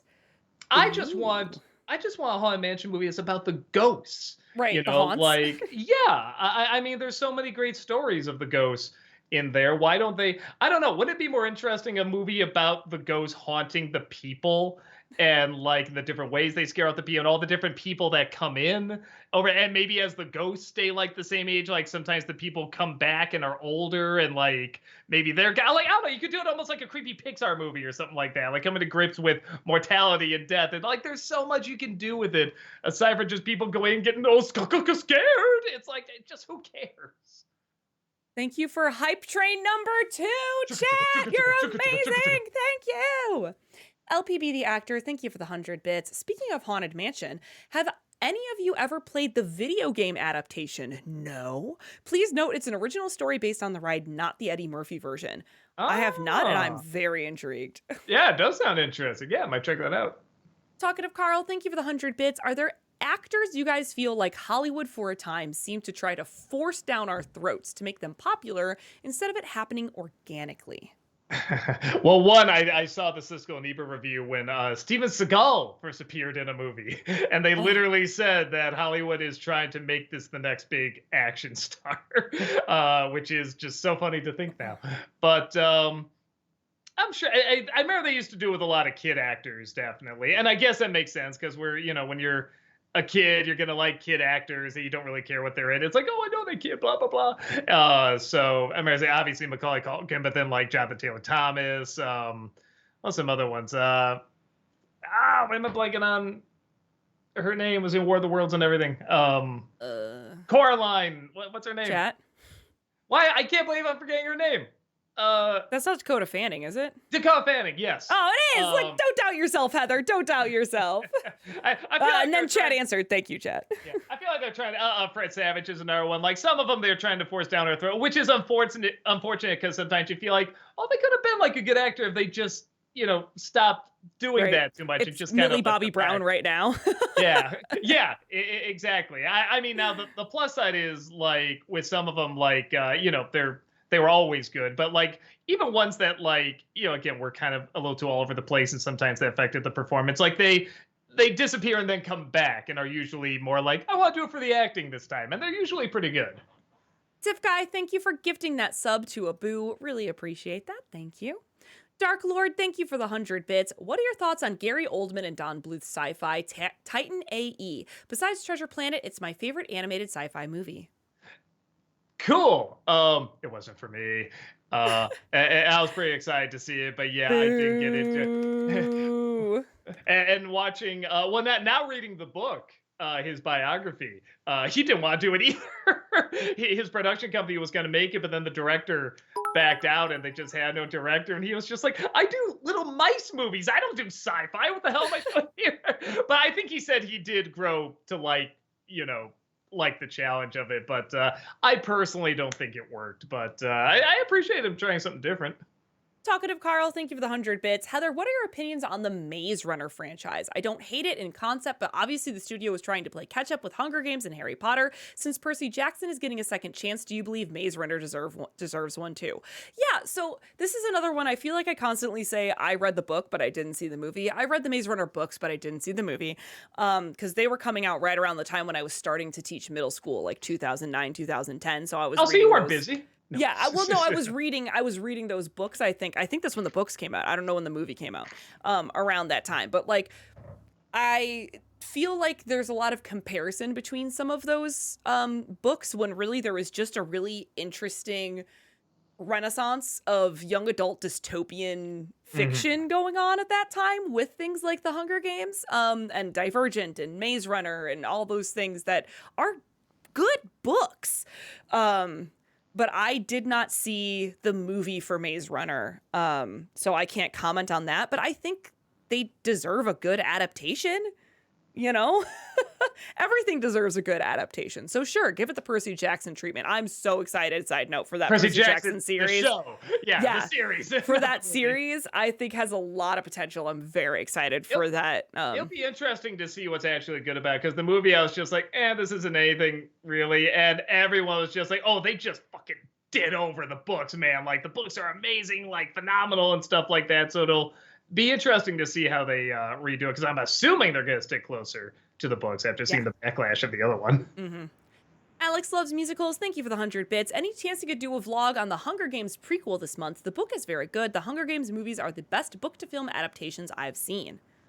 I never did read the books, but I saw the movies and I liked them. That's another one though where I'm like, I enjoy these. I don't quite have the enough passion to like really talk about them, go into a lot of detail about them, but I remember liking them enough. FBL, thank you for the 100 bits. Any more NC blooper vids coming out? None planned, but anytime we do one where we're gonna go over like a big stretch of programming, there's probably gonna be bloopers, because we get the giggles really bad when we all get together. So true. I know, guys. Thank you for the 100 bits. Speaking of the Apes movies, the first trailer of the new Planet of the Apes movie, Kingdom of the Planets of the Apes, is out tomorrow. The film will be directed by the guy who directed the Maze Runner trilogy, which I think is extremely underrated. Okay. Yeah, I thought I heard the movies weren't that great, the Maze Runner ones, but I could be wrong. I haven't seen them, so I shouldn't talk. But yeah, the eight movies have been pretty good from my. I've only seen the last one, which I really enjoy, but everyone says the other two are really great. So hopefully this will follow in that tradition. FBL, thank you for the 100 bits. NC for Knock at the Cabin door. Or Knock at the Cabin, sorry. Um, that's another one that's just dull. I don't think I can really get that much out of it. It's not even like awful. It's just like meh. So yeah, probably not. Mumra, thank you for the 100 bits. Have you seen Wake Up Ron Burgundy, The Lost Movie? It's a little-known sequel to Anchorman that consists of an abandoned story plot that was intended for the original movie. It's 93 minutes long and filled with many laughs. It's on DVD and was packaged with the original upon its release at some stores. Huh? No, I never heard of that. I haven't even seen the second actually. one, but I will try to check that out at some point. Talkative Carl, thank you for the 100 bits. Doug, who would win in a fight between Simba versus Shere Khan? Shere Khan, he played dirty. Hyper Devil Fangirl Boner, thank you for the 100 bits. Hi, Doug and Heather, just making a quick commercial suggestion. Do you remember the Axe body spray commercial from a few years ago where a man's skin turns into chocolate after using it and he becomes irresistible to women who literally bite off his body parts? Kinda. Maybe. It's weird that I wouldn't remember that. So I feel like maybe I've seen a little bit. But yeah, I don't know if it'll make it into the special, but I'll try to check it out again. Sean49 Doctor, thank you for the 100 bits. Hey, Doug, I know you haven't reviewed a movie musical, but what about NC doing Evita? Tamra playing Madonna? That I would watch. I can't watch Evita all the way through. That's another one I've only seen bits and pieces, and I probably should sit down and watch Someone's the whole not thing. cultured. No. Someone. But yeah, no, that's another one. I started it, and I think it took me a while to figure out like how it worked. I mean, I knew it was based on the stage musical and everything, but yeah, I don't know why. The first like 20 minutes for some reason wasn't really sucking me in, and I'm like, no, I should give that a chance. That's like great music and everything. So I'll at least watch it again. Talkative Carl, thank you for the 100 bits. In my opinion, in the Ahsoka series, the only best parts are between Ahsoka and, I guess, spoiler, Anakin. That should have been the whole show instead of Rebels 2.0. Same way I felt about Kenobi, because they should be about them getting over their trauma with Vader in Order 66. You know, it's funny because those scenes are neat. If you cut them out, I don't know if you miss much. Because when after it was all said and done, I was kind of like, yeah, in the grand scheme of things, why did all that happen? Kind of thing. I guess just same thing, confront your fears or whatever. Just a very generic kind of version of that. But no, I liked it okay. I thought, you know, the people had chemistry and like I said, there was good atmosphere to it and stuff like that. But I can see if somebody says, yeah, it's a little too slow, and like I said, the choices aren't always the best. I would get that, but I thought it was good enough. Alan, thank you for the 100 bits. Here's an important question. Beer or wine? Beer. Yeah. I'm missing the Festival of Barrel-Aged Beers this weekend because of Grand Rapids, and I'm a little sad about it. I love Grand Rapids more than Fobab, but just know I'm shedding a single tear for Fobab. A barrel-aged tear. A barrel-aged tear, exactly. Adam Grunther, thank you for the 100 bits. Is there anything that you genuinely liked about the 2023 Haunted Mansion movie? Maybe Danny DeVito, Jamie Lee Curtis, or something. The tater tot twist was kind of neat. Kind of, sort of, maybe? No, what's so weird about the actors is that all those actors are very likable and very charming in others. I mean, they've proven that time and time again, just to have like real personality to, you know, all their performances. And you kind of get them just to kind of play themselves. And it's great, but they just give them nothing to work with in it. The only thing I kind of like is every once in a while they do something cool with like an effect in the mansion. Like I think at one point he goes into like whatever the other world or something, and it's the mansion, but it's all kind of like under a black light. And sometimes there's one scene where it looks like he trips and falls what looks like is on the ground, but then it turns out it's a door, and then he's running through the door. Like little things like that were kind of cool, and I wanted more of that. Dark Lord, thank you for the 100 bits. Hey, Doug, would you say What would you say, sorry, is your favorite boss fight in all of Kingdom Hearts games that you played? Or in each one, if that's easier for you? Uh, it's so funny because it felt earned. I think the Roxas fight, and that took like 2.5 streams? yeah, something like 2.5 streams, and but it never felt like it couldn't be done. I mean, that's always how I judge a good boss battle is does it feel like it's not fair? Does it feel like this is aggravating and frustrating? I'm not having a good time, or is it more like, no, I'm getting closer. I can do it. I can do it. There's always that hint that you're getting closer and closer as you move along. Because there have been boss fights where it's like, no, this is just impossible and it's not fun. There's nothing challenging it. It's just hard for the sake of being hard. You know what I mean? So, yeah. Dr. or DJ Dr. Nasty, thank you for the raid. It's a raid type of day today. Yeah, I Thank guess you. so. Appreciate you all. Blake the Nothing, thank you for the 14-month subscription. Welcome back. Appreciate you. it. Hi, Doug and Heather. Did you hear they're rewriting the MCU Blade movie from scratch? Well, I mean, that's fine. The Daredevil one is more the one I was like, what the fuck? When I heard all the writers were getting rid of. But Blade, it's like, well, I didn't even know who the original writers were. So, I mean, I don't know. Just, they could have sucked. They could have been great. I have no idea. Haunted Joker, thank you for the 100 bits. Which was funnier, Smoochie at the wrong rally or the mini mummies with the dynamite in The Mummy Returns? I mean, the Smoochie was more bad taste, which is funny. But in terms of what got the bigger laugh, I think the little mummies, when they're fighting over the dynamite, the one gets it, he runs off like parading it, like, waving in the air, and it blows up. That I still remember seeing that in the theater, and people just laughed so hard at that scene. You could tell there were people still trying to hold back their laughter as the movie was continuing. Falk84, thank you for that subscription. Welcome, appreciate it. Thank you. Talkative Carl, thank you for the 100 bits. After the long man commercial, Heather, are there any other Japanese commercials you want to add to the commercial special since you held out on us this whole time? I mean, I didn't hold out on you. I don't know. Like, I didn't watch much TV when I lived in Japan, because I don't speak Japanese. So I feel like I'm not the person to ask, actually. I was at some point, maybe next year. I was gonna do it this year, but then the shingles happened, everything. I like to do like maybe middle of the year, like a special on like foreign commercials, because some of them, the styles and everything are just so different, and I feel like you can get a lot of laughs out of it. Yeah. Dark Lord, thank you for the 100 bits. Hey Doug, have you seen the show Total Drama? And if so, what do you think of the soft reboot it got recently? I know what it is. Like if you show me like a picture from it or one of the characters or the style specifically, I could definitely point out and say, oh yeah, it's that Total Drama show. But I've never seen it or seen an episode or anything like that. So yeah, I don't know much about it. Sorry. Dark Lord, thank you for the 100 bits.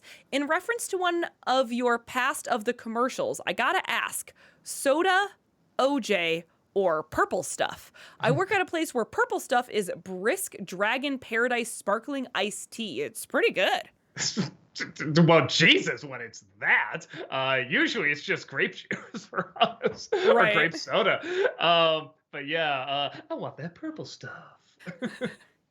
I know, guys. Thank you for the 100 bits. What do you think has been the worst year for Disney, 2019 or 2023? I'm trying to remember what 2019 was. I mean, okay, so that's before the pandemic. When was Encanto? Oh, it might have been. No, I think. Was that 2020? Encanto like was 2021 is what 2021, like Cinema just says. as it was coming back. Okay. Yeah. So, all right. So Lion King was 2019. Yeah. No. Okay, so this is funny. Yeah, in terms of stuff that came out, probably 2019. Not that 2023 has been that great, but 2019, at least these were successful movies, like on a box office level and stuff like that. So I'm sure Disney would see 2023 as a bigger disappointment. But I don't know. I'd have to look at 2023 Disney movies again and see if there was anything that sort of stood out or had some experimenting in it. Because yeah, I am looking at these. I'm just like, yeah, man, these were bad. This was a bad year in terms of movies, but they all made money. They all made a ton of money. Devox, thank you for the 41-month subscription. Welcome back. Appreciate it. Hello, everyone. Hope everyone had a good Halloween. Yeah, back at you. Talkative Carl, thank you for the 100 bits. Do you guys think people are too hung up on a variant of Kang getting defeated by ants? Clearly, there are many versions of Kang, and some might be weaker than others, just like some might be more sinister than others. Um, I'm gonna sound like a dumbass. Which Kang are we talking about? Oh, From Kang from Ant-Man. Quantumania. I guess I should have put that together. Yeah. Defeated by ants. That was Defeated by pretty ants, obvious. Quantumania. I don't know. I think I'm more. I just don't get in. I don't know the comic book character that much, and maybe like with Thanos, I was like, oh, I'm just sick of Thanos taking forever getting there, and he turned out to be great. But yeah, just the idea of like, well, here's this guy, but there's different versions of him. So now you get to know this one, and he's dead. So here's this other one that's coming. It's like, but I feel like I can't really. I had that problem with Thanos though. Like when he gets axed off, it's like, well, now we're fighting another one. It's like, but that doesn't feel right. I want to just fight the one.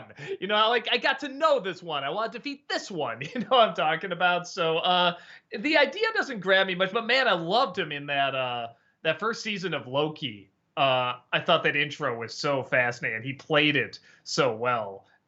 Like that's honestly the one thing. Like nothing ever quite topped that, which is so funny because he's kind of goofy in that scene. But yeah, it's so funny that I feel like nothing ever got quite as strong or mysterious as that did. Dark Lord, thank you for the 100 bits. I know, I'm just gonna scoot ahead here. Ever play any of the old Harry Potter games? The first three have a certain charm, and their selling point to me was their extensive exploration. I recommend the PC versions.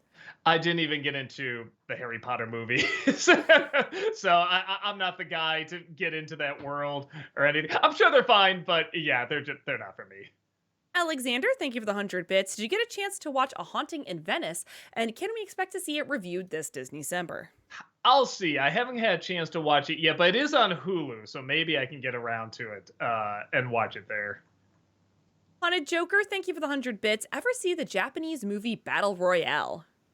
No, but I know what it is. did. I know. Well, okay, you tell me what's better, that or Hunger Games? Oh, I mean, they're two, if you ask me, they're two totally different, like, it's like apples and oranges. I mean, Battle Royale was very good, but I also think the Hunger Games movies are good, you know, but I think Battle Royale is trying to hit a different audience than the Hunger Games movies were. You know what I mean? Okay. People compare them so often, but I kind of hear that too. I hear they're just outside of that one main platform, which is a biggie. It's very, very different. Yeah. But no, I haven't seen it, and it's good. It looks cool. I should check it out. Talkative Carl, thank you for the 100 bits. I remember in a Simpsons episode where Bart does the Homer disappearing in the bushes meme, and I was cringing. However, in Spider-Man No Way Home, when they acknowledge their memes, I cheer every time. I don't know why I'm being hypocritical. Why is some acknowledgement okay while others are not?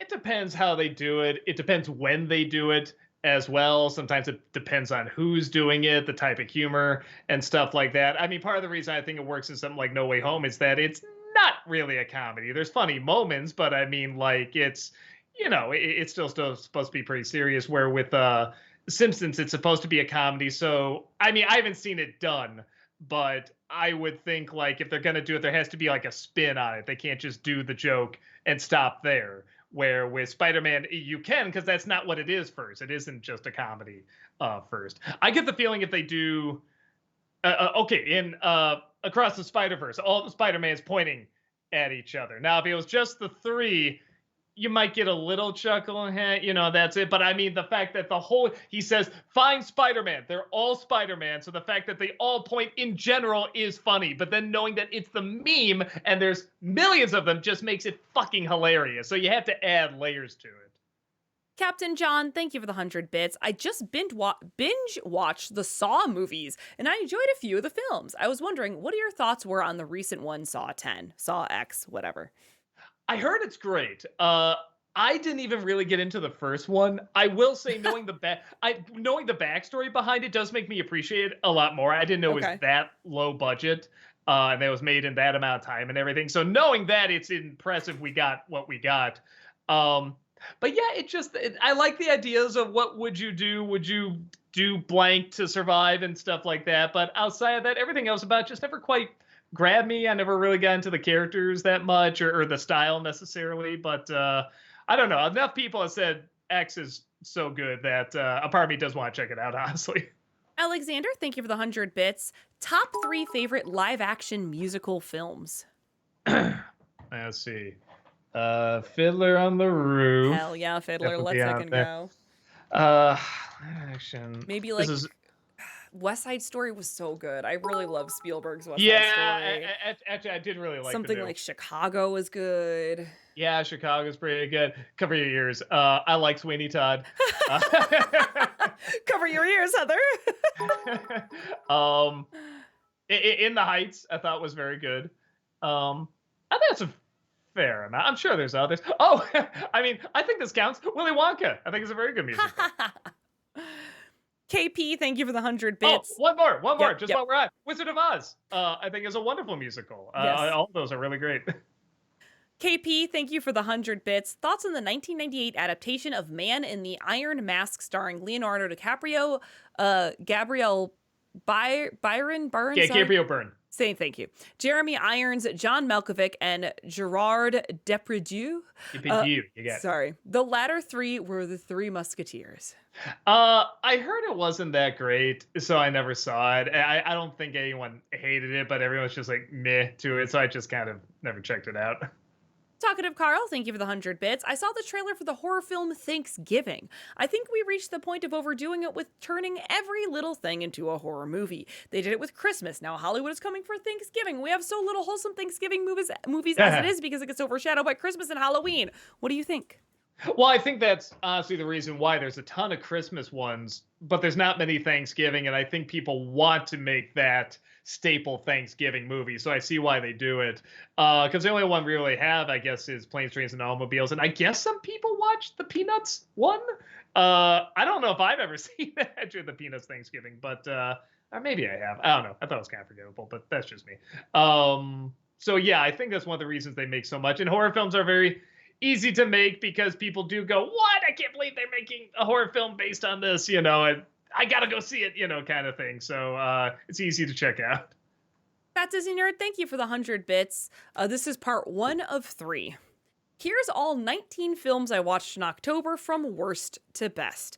19, All Hallows Eve. 18, Friday the 13th, 2009. 17, Haunted Mansion 2023. 16, The Boogeyman. 15, Annabelle. 14, Elvira, Mistress of the Dark. To be continued. Wait to hear more. Exile, thank you for the 100 bits. NC Request, the original RoboCop trilogy. Also, did you hear they made a RoboCop video game? I'm sure they made a couple. I remember playing the arcade game when I was young. Gosh, shows what a fucking boomer I am. But yeah, I might, because I did the remake, and I'm just like, yeah, why don't I do the original? I've seen the first one. I never saw the sequels, so I should probably check those out. Yeah, I'll get around to them at some point. That Disney Nerd, thank you for the 100 bits. This is 2 of 3. 13, Beetlejuice. Wow, I'm surprised Beetlejuice is down in 13th. Yeah. 12, Hocus Pocus. 11, Freddy vs. Jason. 10, Onward. 9, No One Will Save You. 8, Totally Killer. 7, Child's Play. To be continued. Or Child's Play 88, I think. There we go. Yeah. FBL, thank you for the 100 bits. Fucking Bubbles! Fucking Bubbles! Great. FBL, thank you for the 100 bits. Have you seen the movie Being the Ricardos? Thoughts? I forgot about that film. Yeah, me too. No, I think I started it, and it was just already a little too rough to watch with the makeup and everything. I was just like, I don't think I can do this. But I don't know. I should give it a shot because I do find the stories about the making of that show pretty interesting. FBL, thank you for the 100 bits. Favorite episode of the Drew Carey Show? I don't have that much memory of the Drew Carey Show. The only thing I really remember is at one point they're given a cologne. A friend made a cologne or something. And they want to try it out, and they spray it, they smell it, and they just give a look. And Ryan Stiles just says, "You ever smell a cigarette in the urinal?" I thought that was something because you're wondering what does it smell like, and that description was so great. Talkative Carl, thank you for the 100 bits. Doug, what are the most common blunders movie reviewers these days make that you've noticed? Blunders? I don't know. That's rough because it's all opinion based. Anyway, I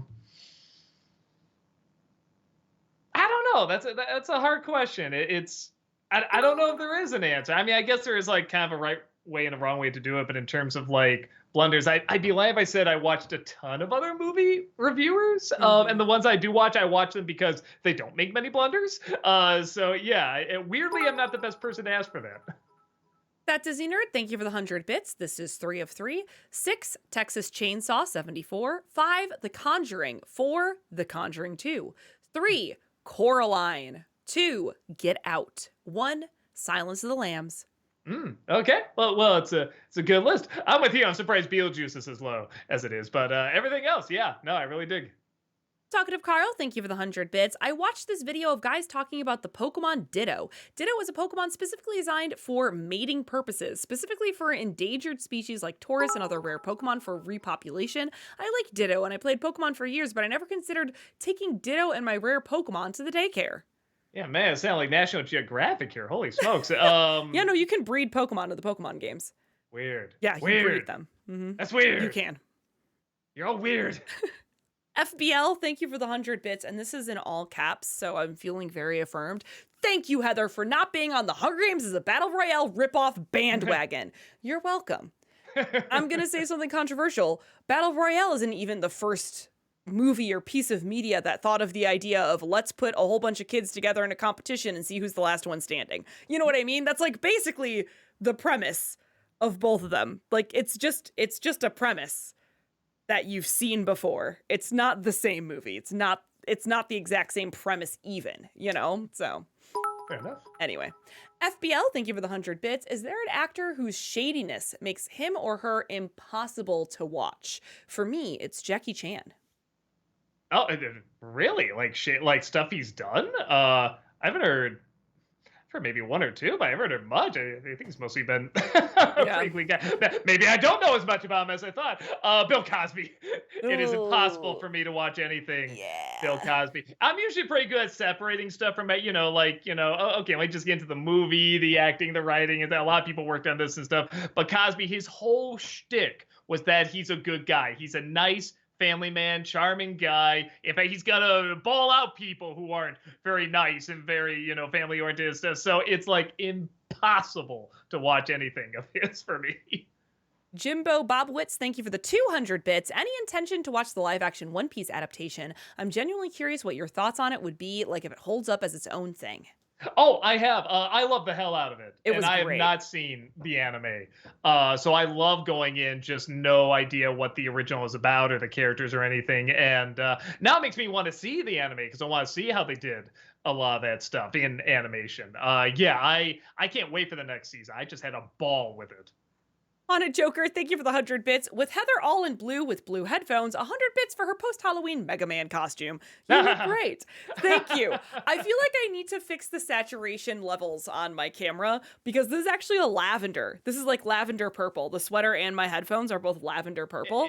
It does look a little bluish, yeah. It does. It does. I don't think that's on you. I think it's on me not having some saturation stuff. Yes, it is literally on me as well. Yes. But thank you, Haunted Joker. Appreciate that. Adam Grunther, thank you for the 100 bits. What is it about Annie that makes you hate it so much compared to other musicals? I mean, you got Carol Burnett, right? Tim Curry, Bernadette Peters as villains in it. Don't get me wrong, I hate it too, but why do you hate it? Just everything outside of them. The fact that they couldn't make it work. The fact that the music's annoying, Annie's annoying. It's a very just in your face, cutesy, like the kids don't have to be good singers in order for it to be enjoyed by people. And I don't know. It's like that can work in Peanuts. I don't think that can work in Annie. Strider for Life. Sorry, I lost my place for a second. Strider for Life, thank you for the 100 bits. If they could do a remake of a classic animated series, which one would you like to see? For me, it's The Littles. Oh, Littles was pretty good. Man, I'd have to think about it. I guess they kind of did Thundercats. I mean, a lot of them were done. That's the thing. Gargoyles. Oh yeah, actually that's pretty good. But they are, aren't they? They're doing a live action. They are. Series. Yeah, they so are. Hell yeah, let's go. I always had a real soft spot for the Fox's Peter Pan the Pirates. That's always one. Nobody knows what it is, and it deserves a lot more attention. It's still my personal favorite Peter Pan adaptation. Adam Grunther, thank you for the 100 bits. Overall, which Marvel villain performance is your favorite? This is for the acting only, not the writing. Here's your choices.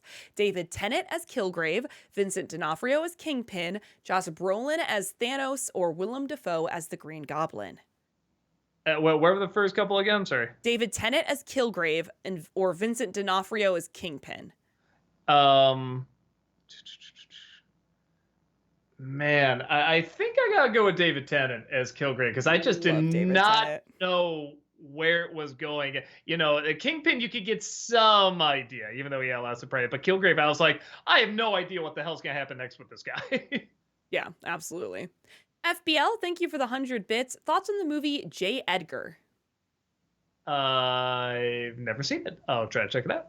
Alexander, thank you for the 100 bits. I never saw the original Halloween 2, which is weird to say original and 2 back to back, but I've heard very polarized things about it. Some say it's the best sequel. I know you're not the biggest fan of the series, Doug, but what are your thoughts? Do you think it's at least worth watching? If you like the first one, it's worth seeing the sequel. It's worth seeing to see if you where you fall on it, because it is one of those where it's like I get both opinions on it. They're both valid opinions about like, oh no, that ruined everything, and no, that really adds to it. It's like I get why it's polarizing. Because I don't get into slasher films that much anyway. I didn't really get into that one. I guess if you're gonna do a follow up, that one's fine, but it didn't really grab me much.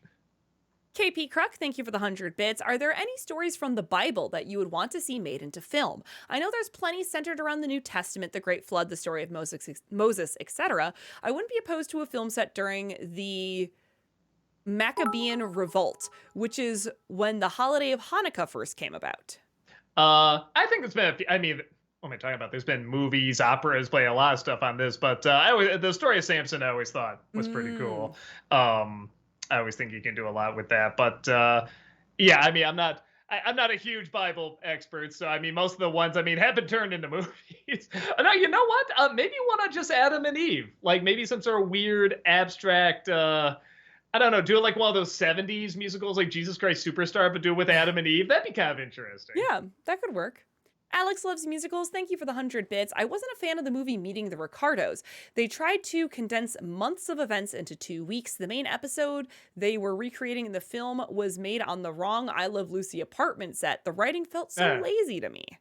I didn't hear great things about it. I guess I didn't hear the worst things, but I totally forgot it even existed until you brought it up. So yeah, I don't think it's going to stand the test of time, probably. FBL, thank you for the 100 bits. What movie hill will you die on? What movie hill will I die on? I will die on the hill that Newsies is good, you all are bad. No, I'm just kidding. Man, I'm trying to...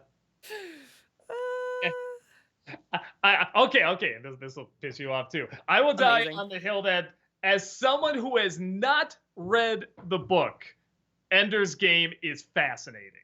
And I thought it was a fascinating character study, as someone who has not read the book. Okay. All right. I like some of these in chat. Last Jedi is awesome. Blues Brothers is the best movie musical ever made. I like Rise of Skywalker. Sucker Punch is a good movie. These are all... Blues Brothers does count. You're right. That is technically a movie musical. Yeah, sure, that definitely be on my list. Yeah. Alexander, thank you for the 100 bits. There's a clever episode of BoJack where he inadvertently becomes a feminist icon simply by saying choking your wife is bad. As he puts it, it turns out the problem with feminism all along is that it just wasn't men doing it. I do kind of remember that line. Oh, BoJack. We love BoJack.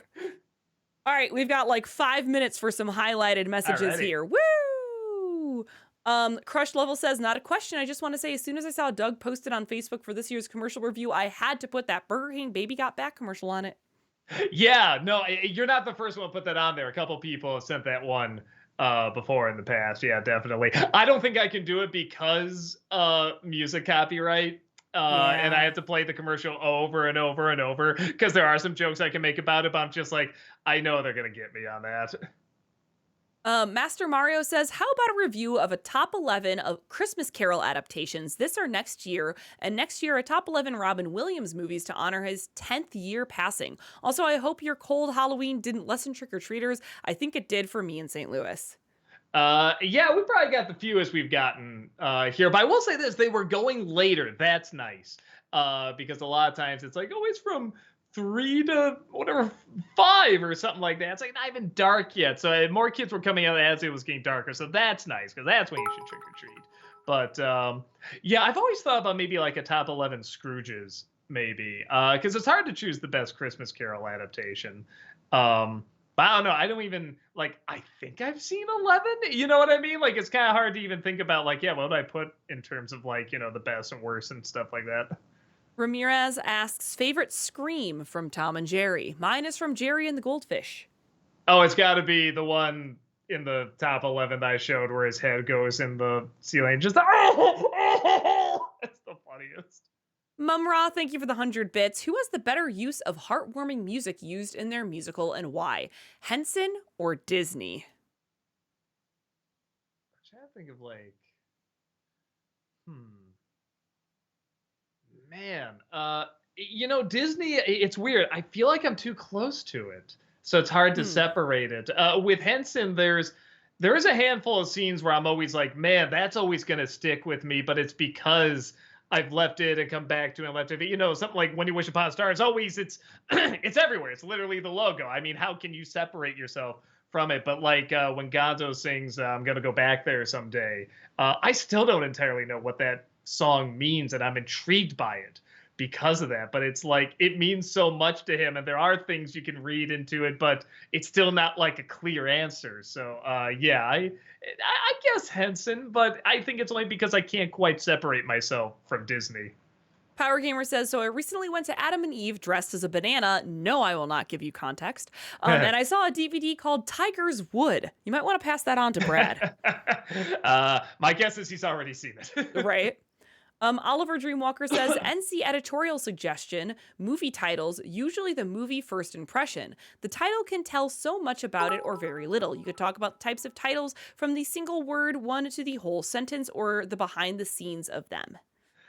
We'd have to definitely bring up The Quickening, Highlander The Quickening in that, because that's always one of those titles we just kind of laugh at saying it just sounds so ridiculous. And Siskel and Ebert, when they had to review it, they were saying the same thing, just like, this title, I just love that I get to say Highlander 2 The Quickening, but the dumbest title, what the hell is that?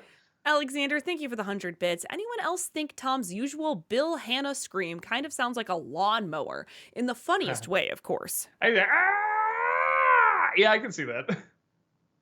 Cartoon Dictator says, have you seen The Loud House and favorite Batman the Animated Series characters? A character? I mean, like Joker, Harley Quinn, Clock King, Two-Face. Yeah, the Catwoman. I mean, I don't know, all of them. And then, what's the other part? Have you seen Loud Loud House? I know what it is, but I haven't seen it. Elite says, hello, Heather and Doug. I hope you're both doing well and that the entire CA crew has a blast at Grand Rapids. You and the CA crew do so much and never ask for anything in return, but I like support awesome people like you. A question I was pondering is, are you possibly interested in the Deadpool game? I might be able to secure you guys a copy. Again, thanks for all that you do. I had on the list because some people have asked for it for me to stream it. It might be interesting. So we have it as one of the possibilities. And thank you for the kind words. Did we bring up, by the way, that we're going to be streaming from Grand Rapids? Did we bring that up yet? We did not because, it's, I mean, because we may or may not. I mean, I'm hoping it's going to happen. We did hit our October goal, so it should happen. And in theory, it will. But anything and everything could go wrong. Keep an eye out on our socials and on this page on Saturday, because we are planning to stream the movies Everyone Disagrees with You on panel. But there is a possibility it isn't going to happen, so I didn't want to hype it up too much just in case I had too many technical issues and it couldn't happen. But if all goes correct, it will be here Saturday afternoon. Well, then kind of forget I said this, but I mean, only kind of. but also get hype. Yeah. Because I think it could be cool if it does work, but if it does work is the big thing. And that's even what I said. I said we'd attempt to stream it. I'm just setting expectations so that if it turns out great, you all are blown away. That's all. And if Just not, setting well, we didn't expectations. build it up too much. Yeah, no, not at all. Not at all. All right. And that does bring us to 8 o'clock. So thank you, everyone, so much for joining us here today. As usual, we super appreciate it. We do have content here 5 days a week. Normally, recently we have been a Oh. lot worse with that schedule. But we're not going to be streaming this Friday because we Yeah, 'cause will we have- be at Grand Rapids. So no stream Friday either from Doug or Malcolm. At least I assume Malcolm's. I mean, yes, Malcolm's coming to Yeah, yeah. Grand Rapids. He's coming to Yeah, Grand yeah. Rapids. And I think he's gonna get there Thursday anyway. Yeah. But with that said, come see us at Grand Rapids Comic Con. Yeah. Yeah, we'd love to see y'all. Yeah, absolutely. We are going to go over and raid our wonderful friend and cast member, Tamara Chambers. So you can stick around for that. We're going to go raid her. Have a wonderful evening, everyone. And do come back tomorrow. Tamara will be here tomorrow, but we will not be here Friday. But we will hopefully, fingers all crossed, be here on Saturday. Okay. Have a wonderful day. And we will see you all later. Bye-bye. Bye. Goodbye. Goodbye. Goodbye. Thank you.